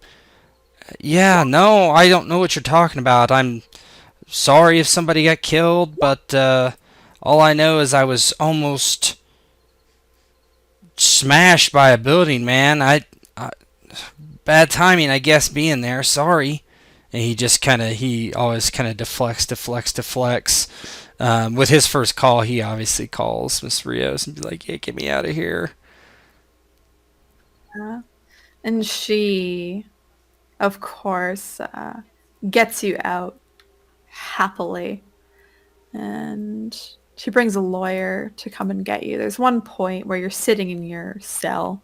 The cops depart, and then it's just you and Miss Rios as she comes to the gates, and she grabs into the bars and looks over at you as you sit in the corner. And she gives you a slight smile. Well, you'll be happy to know, Kane, that Fumi, I've warded off her parents. We will be able to make sure that she's made a recovery by tomorrow. Miss Rios, I think I can handle it, actually. Yeah, I just need someone you don't like. Um, yeah, I got some ideas about that, actually. But I just I'll take care of it. Why don't we talk about your ideas? And you see another cop comes over very reluctantly. He seems to just slide open the door, looking to Miss Rios and giving her a nod. She extends a hand towards you, making a motion for you to follow her. He gets up and rubs his ass from sitting on the hard bench and walks after her. And as you walk after her, she puts an arm around you and says, "Let's talk." Sure. What you want to talk about? Exactly what your idea is. And I know you've messaged me about that, so we don't have to talk about it. Yeah. He just says, I think that's for the best, you know. Unless you got a different idea. I have many ideas, but I like this one a lot better, I should say. I'll get to working on it. She gives you a small smile, and she does so, and you get outside. You hear the birds chirping. It's been maybe it hasn't been very long, maybe 4 or 5 hours. She was very quick in what she did. Daniel, on the other hand, you're in jail for a while, and describe how you break under pressure from these cops who slam on the table and demand to know what you've done, demand to know if there's any other corpses, any other bodies. As they call you the San Fran Strangler. I don't know what you're talking about. I didn't do anything like that. And he's sweating and eyes darting and obviously really nervous and twitchy. And I have no idea about that. One cop, of course, slams on the table and gets up in your face, almost yelling at you. He says, "Bullshit! We know that you fucking killed her. We saw the ligature marks. We have your fingerprints. We have everything to get you. We even have the child who saw that you were part of the group who killed her parents, slaughtering them." No, that wasn't me. And he starts to say to, yeah, I'm United States Army 75th Ranger Regiment, Sergeant Whiting. No, that I didn't kill anybody. It was for the Army. I did it for the Army. Oh, this is past your army time, soldier. This is recently. Do you enjoy leaving little girls without parents, without their moms? Do you enjoy that? And after like a terrible long bout of just breaking down, and he breaks out with, I need a lawyer. I'm not going to answer any more questions. You hear one say "fuck," and he slams the table angrily, and you see them both kind of clutching. One clutches on their heads, the other one he pulls at his mustache, and they both angrily depart from the room. You're led back to your cell, and as you sit in there for another few hours, you see a familiar face at the edge of the bars. Miss Rios stands there smiling towards you and beckons you to come closer. "Daniel, my dear, how'd you end up in such a place like this?"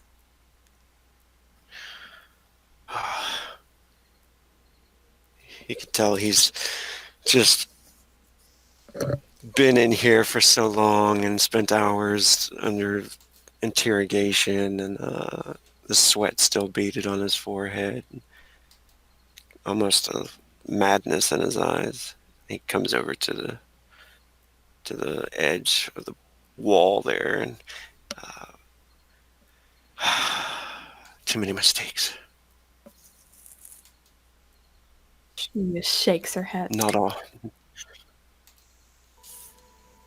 Oh, mistakes by me. oh, Daniel. Well, you're lucky to have a woman like me by your side. She grins widely at you. For I've worked with the police and, well, they have some charges on you, but we'll get them erased soon. I've made your bail, well, what would be a bail? We haven't seen anyone yet, but I've paid them off enough. You'll be free for a while, but you have to stay under my care. All right? Yeah, of course. Under your care. Good. Yes. Now, come with me. I have a few errands to run. Where's Kane? Don't worry. He's part of the errand run. I got him off too. Got him off? Oh, okay. Well, and she again grins towards you. We'll work on getting you off as well, Miss Whiting. That sounds great. And she slides. Actually, one of the police come over. They are very frustrated, almost livid of letting you out, but they seem to bend to the whims of Miss Rios. They slide open the door for you, and she puts an arm in yours and leads you out to a van outside. And while that's happening, Emil, you, of course, for old time's sake, make me a, what is it called? I will bring you to the map, but an act under pressure roll. Let me just bring you to Metropolis. There you go. Alrighty. As you walk through Metropolis, you hear the chittering of the bugs. You see what looks like very large centipedes that are leaking almost an acidic ichor onto the ground. And as it drips down, you smell the hiss of burning concrete as it cuts all the way through. And you're still able to navigate your way and make your way through. It's quite a long road that you take. You don't know how long you've been in here. You think it could be minutes, hours, days. It seems like everything is just drudging on and on and on. You don't seem to get tired. You don't seem to get sore, weak. You just keep moving. You just keep walking. Finally, you get to the end. The compass points you towards a door. You see that the door is some of this greenish hue. It seems to be caked almost in this copperish, reddish tone. Yeah, Emil stops, kind of still. The whole way he walks, kind of slightly hunched, kind of in a daze almost, like a man possessed, and finally he reaches the door and his eyes, their luster returns a little bit, and kind of the anger within them kind of sparks again as he doesn't really perceive how long it's been. He's not sure if it's been moments or years or what, but he just reaches for it and he knows he's reached the end of the path and he opens the door.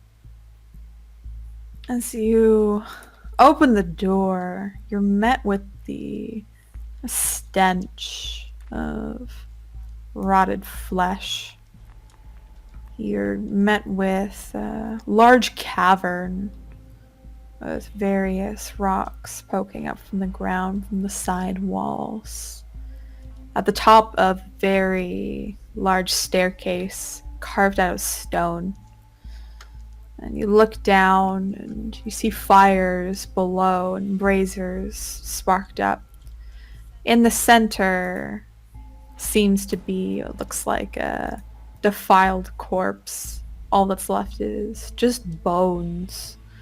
There is some copperish blood that seems to still stain the slab of marble that sits in the middle, roughly carved. You hear as you step down a few of the stairs, this chittering, almost like a laughter, and you just hear in the distance, bouncing and reverberating off the walls, "Daddy, Daddy, Daddy."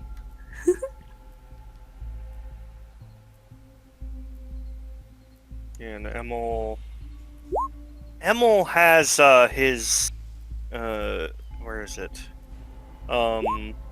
Magical intuition. I want to look at this body, this place, and try and figure out what the heck is going on. If that's fine. Sure. Why not? For sure. Okay. Choose up to 2 options. One may be saved until later. Okay. Ooh, this is... Yeah, I'd say not about creature, because you don't see it. Yeah, it's not as... Yeah. He's trying to... Well, creature-wise, he's trying to figure out, what is going on, what the thing on the table is, if that's a person, or if it's just a normal corpse, or if there's anyone here, pretty much. Make your way down. It looks to be a normal person that seems to have been consumed. But you noticed basically everything is plucked completely clean, almost if vultures had picked at it and then almost sucked every bone. So every bit of meat that could possibly have been on this person is completely gone. All that's left is the skeletal remains of the carcass. Yeah, and Emil, can he recognize at all the aura of this, whoever this person was? Does he recognize it, or is it foreign? It's fairly foreign. You haven't run into it, but you know, you're looking at it, and it's just as you're looking closer at the bone, it's just a lot of very, very tiny teeth that seem to have embedded themselves. Um, as you're looking towards it, so you're looking down. Unfortunately, from your roll earlier, you weren't able to predict what was coming. As one sec.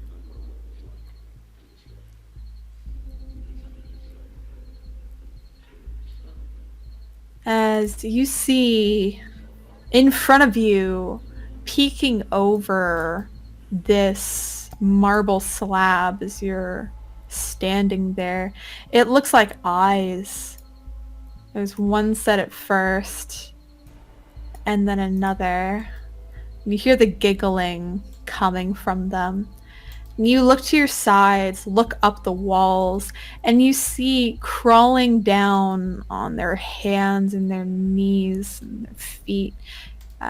You see all these little creatures crawling towards you, giggling, saying, "Daddy, someone's here." And Emil kind of gazes around, his eyes twitch a bit, bulging almost in their sockets as his face kind of erupts in anger as he sees, he saw the thing as it left, didn't he? With Terry? No, Oh, you didn't see this at all. You don't know what the fuck these He are. doesn't know what they are, yeah. Yeah, well, I guess I'll use my second question to learn something about creatures' true nature. He kind of tries to gaze into it and see what it is, see what's going on here. As you're looking towards them, they just have these smallish eyes that almost blink independently.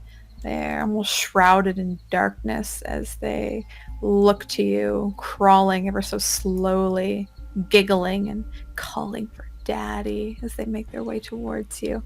As you look to their skin, you can see what look like blackened mouths start to open and shut on their arms, on their chest, on their faces. You can see multiple eyes that are embedded into their skin roll open and blink at you.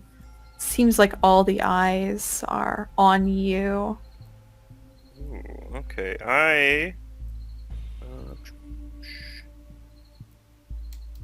where is it?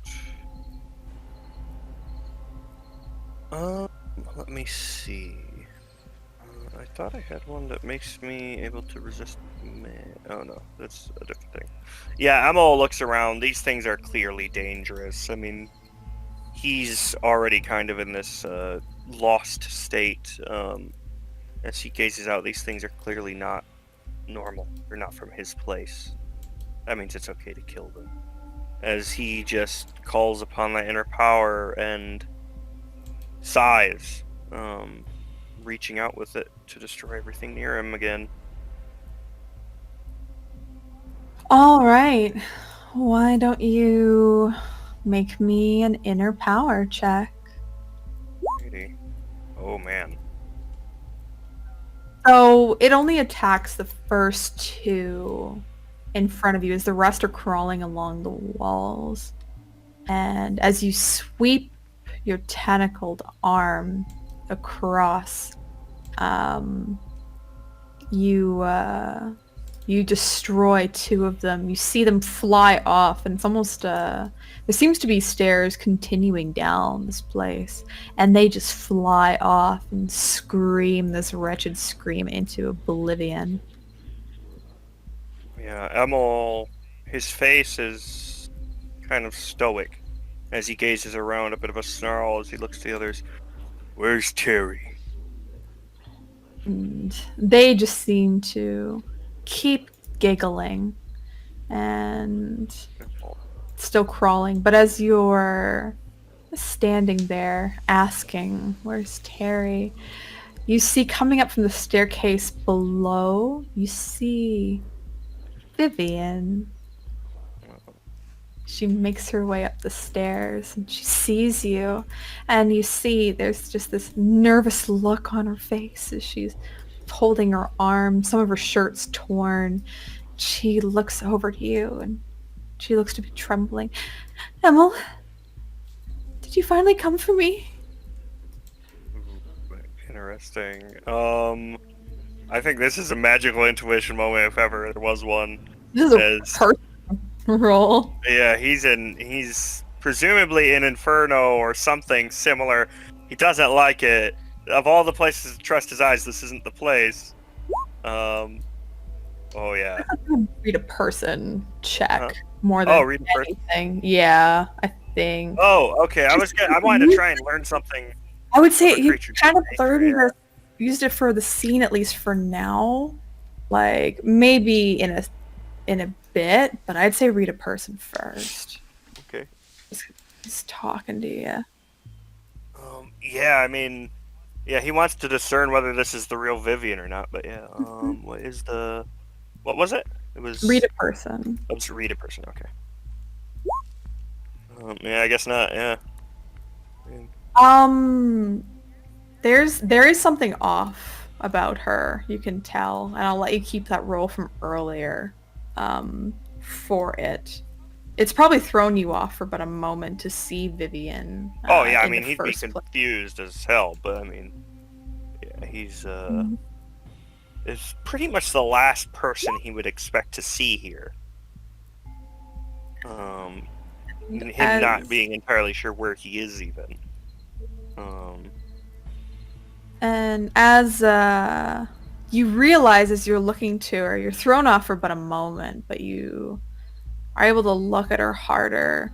For one, if you want to learn the creature's true nature, it is, well, there's something possessing, it seems, Vivian, as she stands there. This is not her. Her mannerisms are completely off, and there's just this almost ghostly aura that's around her.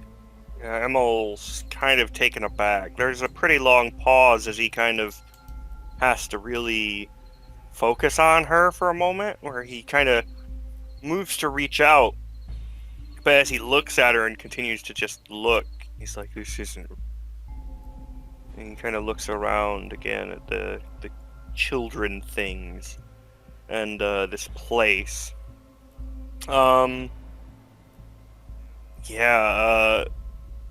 He kind of looks at her. Is there a way? I think it'd take a bit more setup to do, because I have exorcism. Oh, it would be much more setup. Yeah. For an okay. Explain what the ritual looks like. Okay, yeah. So, things have changed now. He reaches forward to kind of bring Vivian close to him. I feel like I need to make a roll to convince her that he's like, oh my god, it's Vivian.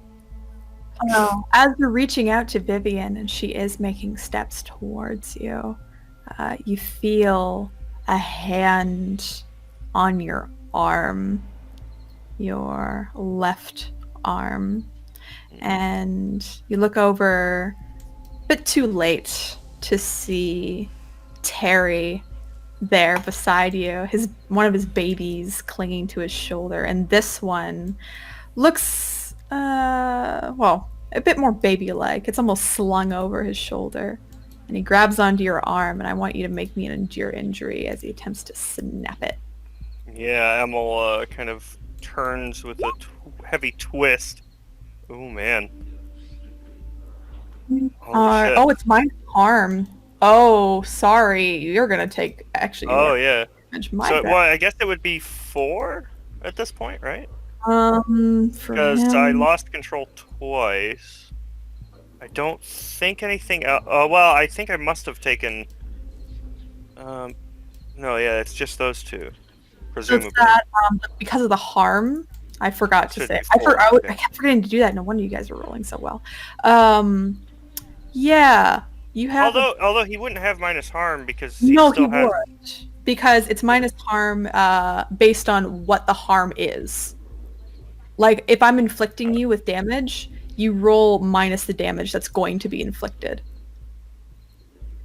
It's basically To minus the him? potential. No, so basically he's attacking you.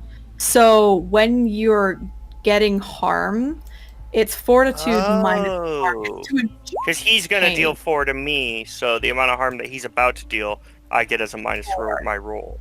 Okay. So minus Interesting. 4 roll. And I So minus completely 4, forgot so to do that. no So problem, no you problem. So did it's 13. still, So yeah. 10 So of you're 14, yeah. standing. You're going to receive a. Let's see. You're going to receive.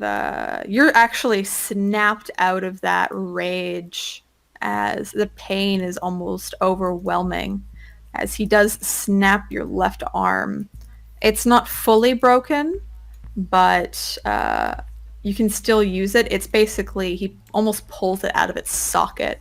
Strangely, Terry seems a lot stronger than before. And when you look at him, he almost looks like he has pieces of his flesh that have been ripped out, almost chewed. Ugh. He does have pustules that are kind of almost like healing over these bites, and they seem to be almost oozing down his shirt. He smells absolutely wretched, like he hasn't showered in quite a long time. And he looks to you and he says, "Just leave, Emil. Let me and my family be happy, huh?" Emil, in his arm hurts, but he's just so numb to everything by this point. As he kind of looks to his arm, as the pain overwhelms him, as he looks and kind of takes a step away, yanking the arm past Terry, taking a step backwards towards Vivian almost. Kind of looks Terry over, and that rage is gone. And now he kind of sadistically smiles as he looks at Terry, as he erupts into this huge grin. Oh man, I never needed to come for you at all, did I? No, you didn't. I'm happy here with me and my girlfriend, the mother of all my children. You see more and more slowly coming up the walls and just chanting, "Daddy, Daddy, we're hungry, Daddy." Okay. No point in disturbing you. And he goes and turns. I'll be taking my leave. And he turns to leave. All right. Heading out the way Vivian came from. Down the stairs. Yeah, he's gonna use the compass. He kind of looks to the compass as he begins to take a step towards Vivian, towards down the stairs, presumably. As he's going to ask it to take him to safety as he reaches out and tries to grab Vivian, and then chase after wherever the compass points. All right. Make me an act under pressure roll with a -1 as your Come attempt on, Emil. to grab him. Emil. No. Yeah, as you attempt to grab her, you don't grab her. One of the little babies that seems to have developed many mouths and eyes instead jumps into your arms and you take it. And as you're running, you realize that it's that creature and make me avoid harm as it is going to attempt to devour you. Yeah, he attempts to shrug the thing off and keep to the path.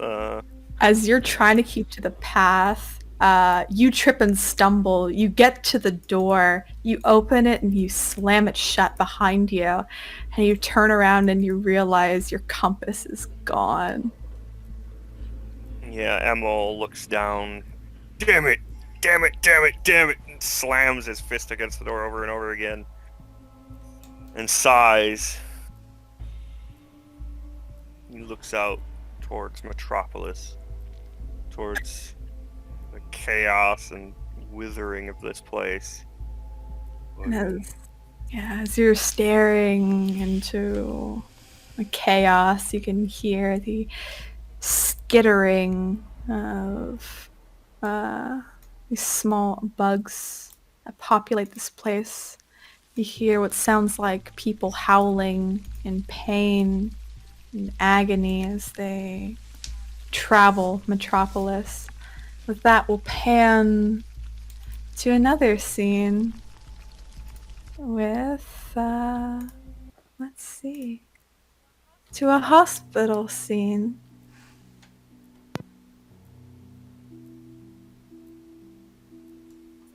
So, Kane, you were dropped off at the hospital earlier.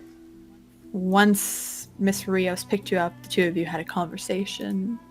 She dropped you off at the hospital with Fumi. She had told you that her parents were there earlier, that they attempted to pull the plug on Fumi because they thought she wouldn't recover. It hadn't even been a day, and her parents seemed to already give up on her.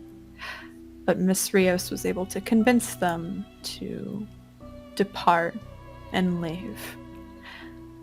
And she has dropped you off with Fumi. Fumi lies there in her hospital bed. Her small body is fairly broken. You can see she's multiple casts. She has bruises on her face, different contusions on her body from the car accident. But she seems to be sleeping soundly and is on quite a bit of morphine. And as you have time to spend with Fumi, what do you do? As he walks into the room, he sees Fumi in this state. He thinks he's going to cry, but doesn't. He finds it strange at first why he can't actually do that. He thinks that that's what he should do, and he feels sad, certainly, but he can't bring himself to actually cry. He feels strange by this at first and walks over slowly, looking at all of her injuries and her lying there helpless. He reaches down and kisses her on the forehead,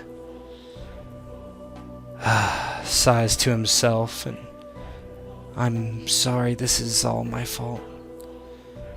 I'm going to take care of everything that can hurt you today. There's not going to be anything else. If it means that I'm gone, that's what I'll do. I can't let people that want me to affect you. I can't do that. That's the last thing I have left. Faith is gonna be so fucked up. I don't know what can be done for her. But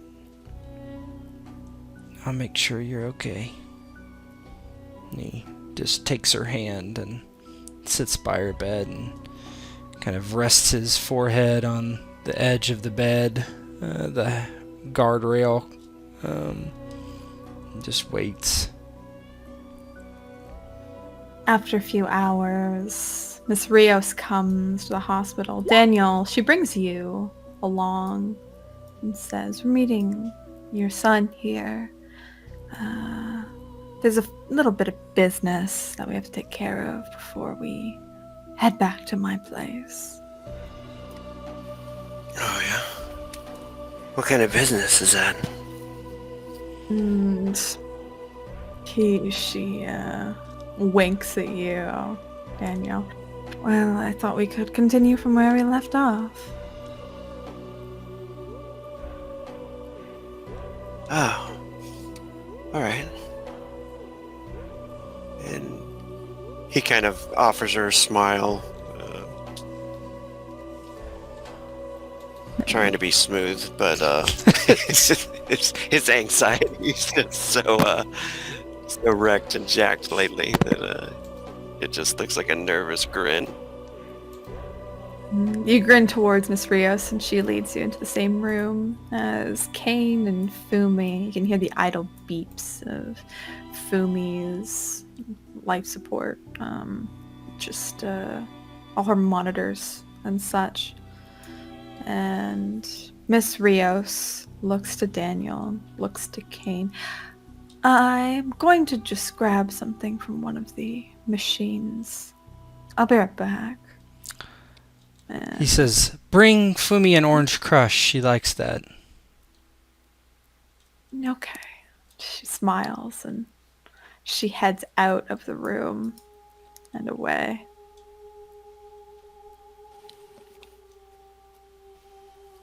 Says Daniel's watching her as she leaves, and does she seem any different at all? Why don't you make me a read a person check?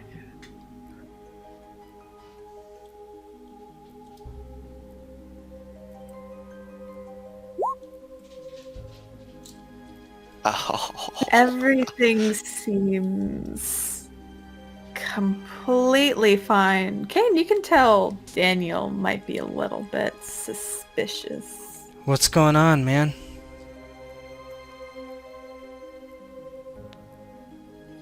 He just watches her ass as she's walking down the hallway and totally loses any suspicion about her, but he kind of wakes up out of his dreamy gaze as his son says that, and he says, it's just weird feeling.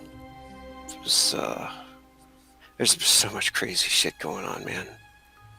It's too much crazy shit. Yeah, man. What were the cops talking about when they said you murdered someone and threw him off a bridge? I'm guessing that's true, yeah?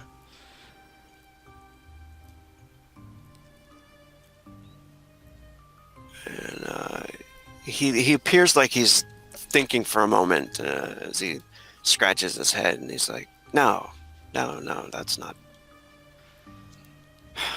They got the wrong guy. Okay. If you say so. Anyway, listen, man.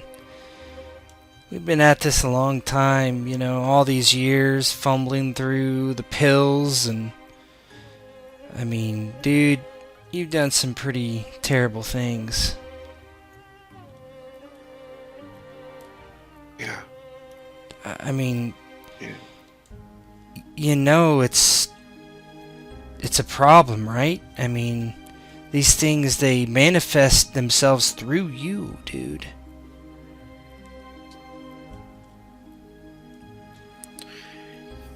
Yeah. I've been thinking about what's best for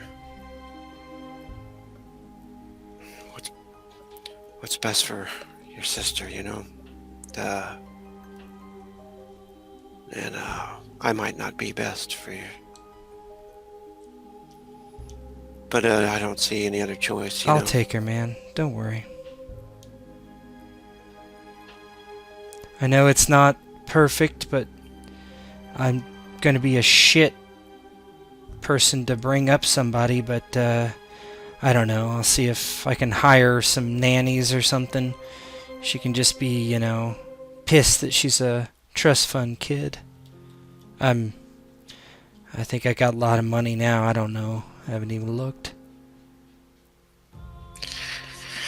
I got an insurance policy, and everything is signed to you guys. What are you gonna do? If anything ever happens to me, you know, because you know, those cops, they had it in for me. I mean, I know Rio's got me out and stuff, but I don't know if that's gonna last very long. They had it in for me. Oh, yeah. Well, they were right, you know. I mean, anyway, Dad, listen. This is gonna suck, but he just kind of strokes Fumi's face. I gotta do something, man. Not real happy about it, but you know, you taught me well. He kind of snaps at him. He was kind of looking towards the hall at the moment, and question forms on his face, and he's like, "What do you mean? What do you have to do?" I gotta save Fumi.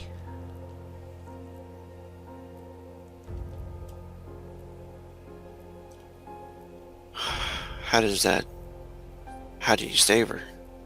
You got some kind of deal? I don't know what it is. Yeah, man. I think this is for the best for all of us, and kind of put you someplace, you know, you just can be safe from yourself, and I don't know, man.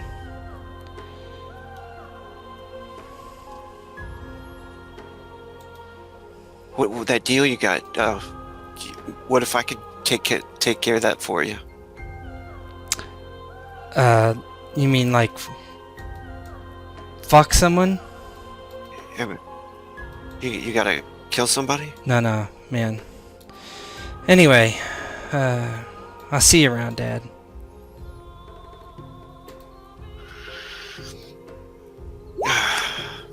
All right. All right, I want you to make me, Daniel. This is gonna be opposing. I guess. What do you do an act under pressure roll? This happens. I don't think you. I don't think it's technically opposed, but it's fine. It's just because it's two pieces. Yeah. And not I like get you. NPC. So, Daniel, you start feeling as Kane puts his hands on Fumi, you start feeling almost the life start to drain from you as you remain in the presence of Kane. You're able, if you want, to get out of the room and away. Oh.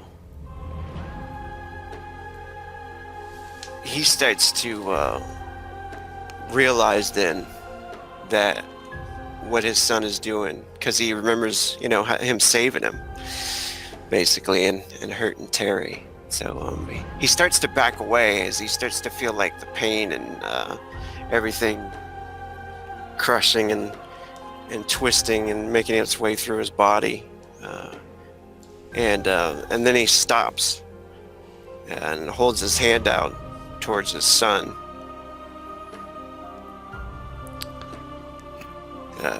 Tears start to well up in his eyes, and he kind of stumbles towards him. Kane isn't as practiced at this as he would like. Obviously, he really doesn't know what he's doing. He just knows he can do it. And when he notices Daniel's fighting him off, he almost frowns, but kind of sees what's happening and looks at Fumi. He's not gonna. Mm-hmm. He's not gonna fight. He's not fighting him off though. At first, I was just initially. He was like, yeah. Oh, So he basically kind of moves around the bed, keeping one hand on Fumi, and he doesn't really reach out to Daniel. He just kind of lets Daniel like touch him. Sorry, man. And he nods. He's like, you can see like tears in his eyes and stuff, and he's like, it's okay. This is for the best. And he falls down on one knee and starts to, wither. Yeah, the bruises and contusions start to form on Daniel as with Fumi, hers are healing. It almost feels like you're slowly being rolled over by a steamroller there, Daniel, from the feet up. And you just feel the life almost draining from you. The pain is getting more and more excruciating, even more than you can handle yourself. And with the last breath, you fall to your side, bleeding on the floor. Fumi, her eyes light up and she has one of those intubators, and she starts to gag. She wakes up and is trying to pull it out of her throat. Yeah. Oh, shit. He, looks and he's like, help! Miss Rios! He will help her take it out, I guess. And you help her take it out, and she's, coughing and sputtering. Miss Rios runs in. So does a nurse. And nurse looks down and says, "Oh my God, what happened?" And goes over to Daniel's side and, starts screaming about codes and such. And number of nurses come in surrounding Daniel. One of them helps Fumi get unhooked and everything. Fumi looks over to you and looks up to you with big eyes, Kane. Did you save me? Yeah, I did. And he starts to cry, not sadly, but happily, as she reaches up and grabs your neck, pulling you down, pulling to a tight hug. It was awful. I was like trapped in some sort of nightmare, some sort of, I don't know, dream realm or something. I was stuck. I know. You brought me It's...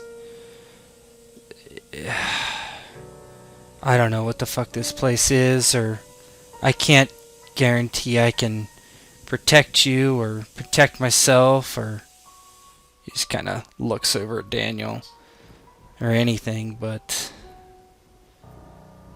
he considers going and laying hands on Daniel and transferring it to the nurse just for a moment. Like, it's his instinct to help him, and no, I've got to protect you in faith now, and he's fucking liability.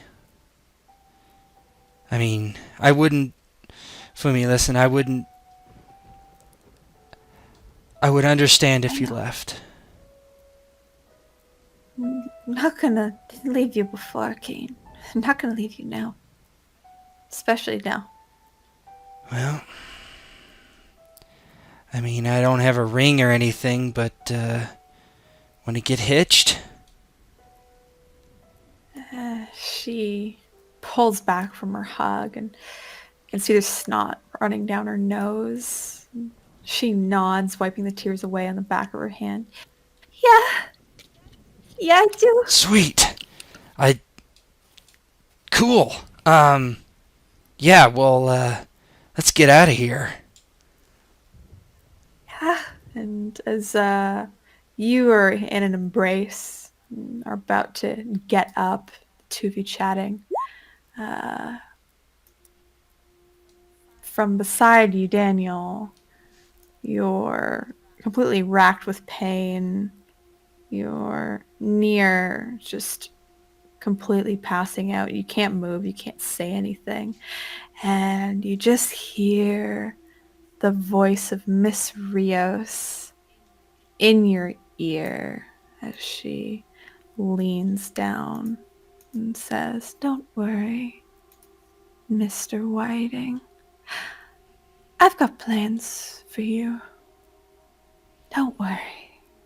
You're not dying just yet." And as that happens, the nurses take away Daniel and bring him to another room. Fumi and Kane depart from the hospital. And as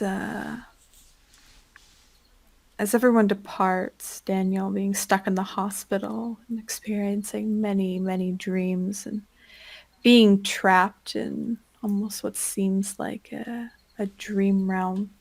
The final scene fades to black, and that's the end of Cults. Yay! Oh my God. I'm sorry, Dad. That was perfect. Oh my God. I had to use my new wizard powers somehow. I love it. That I'm was with you awesome. now. Great. That was a great idea. That was good. Yeah. Because I was thinking, like, man, should he off himself or? Help himself. Man, off himself for the insurance money. That's fuck. Because suicide, probably. Oh man. And now Emil is out there wandering.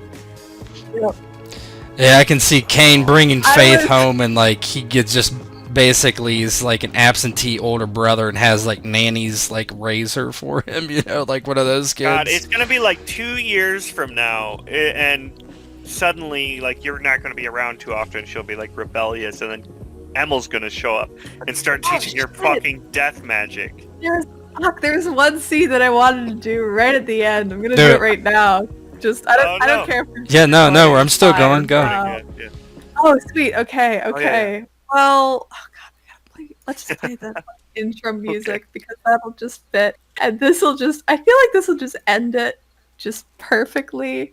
Maybe. Oh no, we're gonna play this one. Okay. So everyone kind of has their own endings. And Daniel being taken in by Miss Rios, Kane and Fumi, they are kind of at the altar getting married, and Emil is wandering around Metropolis. Before this happens, same day that Fumi and Kane are leaving the hospital, the camera pans back to Daniel's apartment, and you see Faith sitting on the couch. She seems to be fiddling with something in her hands. It looks like a watch of sorts. And you see she puts her finger on it and is slowly cranking it backwards. And that's the end. Don't go too far back. Come on. How dare you? I will say one of my It all. I was so tempted. I mentioned this to Aki earlier. I was really tempted on at one point using this time turner thing and basically rewinding you guys all the way back to the very Oh beginning. no. It would kind of be. I It just would thought kind about of. Yeah, and like we basically sit there and we're like, yeah, we'll take our pills. Yeah, it's like Yeah, right. It's just like, okay, well, that's the fucked up thing is Emil wouldn't. Emil at that point now knows everything that's going on, knows that he can do all his magic. He just has to get those 2 books. And even then, he knows some of the rituals and shit now. He's a fucking magician. He's gonna just, oh man, it'll be He's a bad. tentacle mage. that angle made That'd be great. We're all sitting around with the psychiatrist. Yeah, Oh my and then God, yeah. Daniel and Kane like it breaks into them arguing. That's the first scene. Like, Yeah. yeah, right, the penis thing. Yeah. That fucking weird haircut poodle. What a great. Oh my god. Yeah, That yeah. fucking weird poodle, man. That was a great campaign. That was amazing. Yeah. And I was honestly, I was like, It was such a fuck. good way to end it. Yeah. I like- with all the stuff. Yeah, because you rolled when you were like going, and you actually. So Emil basically spent almost like a year in Metropolis. Yeah, that's and what then I was working the figuring. other side. Yeah, that's why it's like. Yeah, I was Harry's like, that's fucking really cool. That's fitting. He's gonna show up like 2 years later, like I said, and just be like, all right, well, now I have to fulfill my fucking deal with Bosk and start teaching the kid magic. So, otherwise he'll possess her again. Oh man. Yeah. What happened to um, Daniel if he's not So dead? what Yeah. Oh, so basically, he. Comatose Nightmare Realm? Yeah, he kind of got like well, he's actually stuck. So the whole thing is that I don't think Miss Rios was able, like in my thing, she wasn't able to bring him back. So there's another place. There's the underworld, yada yada yada. Where the fuck is it? There's a bunch It's of them. Inferno. It's basically the dream realm. Oh, beyond yeah. the dream. Yeah. So you're kind of stuck in a dream realm right now. It's fucking terrifying. So that's where Fumi up. was actually. I was one of the options was basically for what is it? Kane to go into the dream realm and try to get her out. That would have been scary. Yeah, Kane's like, once he realized he could do this, he was like, I don't trust them to bring her back, I love so that I'm gonna do it. To his dad, yeah. That's fucked. That was such a good way to end it for them. I and feel like you- everybody had their perfect ending. Terry fucked off and became this. I'm sorry, Vivian, but I mean, it never worked out. It never Well, worked it's out. not He tried. Vivian, right? Well, yeah. It's Jesse. Well, Vivian's Jesse dead. and Vivian. Yeah. Yeah. Oh well, is Vivian like actually dead? Yeah. Oh. She took over her body. Completely. Yeah, she killed her and then possessed the Yeah, corpse, they so- strangled her. Oh yeah, then yeah, there's nothing he could have done then. Mhm. I mean, at that point, it's like he wanted to at least like retrieve her, and like banish Jesse just to fuck her over. But Oh, and the one thing that you also, I do have to tell you, that happened. So because they had enough time. So basically, after Terry sent you that photo, he killed your sister. yeah, And then had like shadow mirror fucking Henrietta, I and she figured. messaged. Yeah, she messaged Cooper and the husband, and basically said that Emil was on a killing spree, and Oh man, for you guys to run. So if you went back home, they would have tried to kill you. Like they would have tried to shoot you or run. They would have not interact with you at all. oh man. Yeah, Yeah. he doesn't know. I mean, he'll find out later on, right? Yeah, He'll they find basically out. shattered your family apart. Oh yeah, I mean, it was pretty clear that it was going to be bad. I was thinking about that earlier on too. I was like, there's no way they wouldn't just like, because they wanted to destroy their lives. So, I mean, they've got their phones. Like shit. I mean, they can fucking contact everybody. So I figured that was going to happen. So Emil, it's going to be sad because Emil's going to be like, well, I mean, honestly, I don't think he'd go back. He knows his sister's dead, like dead. Oh, and you wouldn't go back for Cooper? I mean, what would he do? Cooper'd probably, honestly, genuinely be safer without Emil around.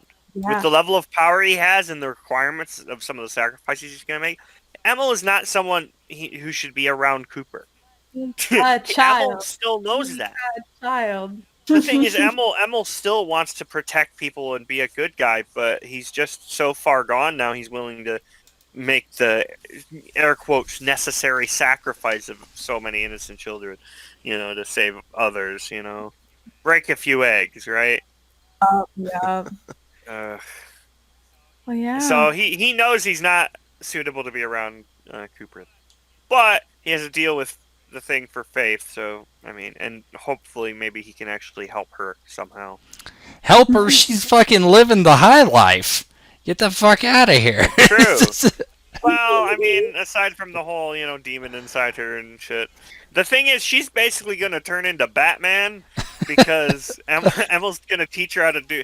Well, I guess more like Doctor Strange because she's got all this fucking money flooding in from you. And then Emil's going to show up one day, just knock on the door, and he's like, "You're a wizard, Faith," and start teaching her fucking magic. And she's just gonna turn into some psychopath vigilante girl. I gotta run. Thanks. Alright. Thank you very Have a much. good- Plan. Thanks for playing. Yeah. Shit. Yeah, thank Sorry, you for I running. killed you. You didn't have to. You could have run. You're alive. It's not Oh, dead, yeah, dead. that's true. You're not Vegetable. Dead, you're just trapped. Yep. He could have totally made it out Yeah. of there, but I thought it was perfect. I I was thought like, that was really such a cool idea.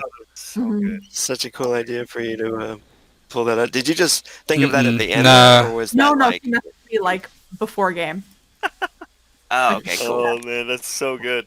I Do you want realized some that you were babies? whispering. Yeah. Babies. Huh. Do you like the babies? Oh. God. Little Shoggoth babies? Darkest timeline Babies. for sure. Fucking Terry with his goddamn creepy babies. Fucking Terry. He fucked us. Eat that Terry baby out here. fucked us. We wouldn't have had to deal with any of this It's if it true. weren't for Terry. It's true. Terry did. I fuck should have you. just abandoned him. If Emil hadn't helped Terry, none of this would have happened. Picked the wrong friend. Yeah. He did. He did. So, what Poor is it? boy. Basically, Terry If you got into a fight with him, it would have been really hard. Yeah. Because he basically was, I gave him the enlightened, what is that? He went Abomination? He's abomination. So he Oh, yeah. had immunity Oh to my god. I love it. Could you fucking imagine a battle between an abomination and a death mage? That'd be amazing. God. But using your Well, that's tentacles the to long attach term. him. Oh, it would be bad. Eventually, one day, far, far, like hundreds of years in the future, when they're both like psychopathic, ascended Oh, fuck monstrosities, yeah. they're gonna like fucking battle it out just so He's he gonna have reclaims so Vivian's many corpse, babies. and then put a new soul in it and Yeah. make it into Vivian again. It's like Fucked up. Abandon All Hope, how Manus and Zero fought for the end till the end of time Yeah. at the very end. Yeah, That's kind of God. exactly what it was. Holy shit. I stole your ending. How crazy. That was their ending. I just said do what you want. Yeah, you're fine. You got married. Yeah. You had a good time. Fucking hell, it's so good. That was such a good way to end it all. I think everybody got just the perfect ending. I'm happy for Terry. I liked that Emil lost the compass. Yeah, that was perfect. I'm like, yeah, you really I did. wanted him to lose it before the end of it. Yeah, all. because he uses so it much. just is too Yeah. easy for him. Well, because it's just it's so cool to imagine him actually drawing out the runes and shit to open gates and stuff, and it actually being a death mage that is like traveling different fucking worlds and shit. Mhm. Like that'd be so sick.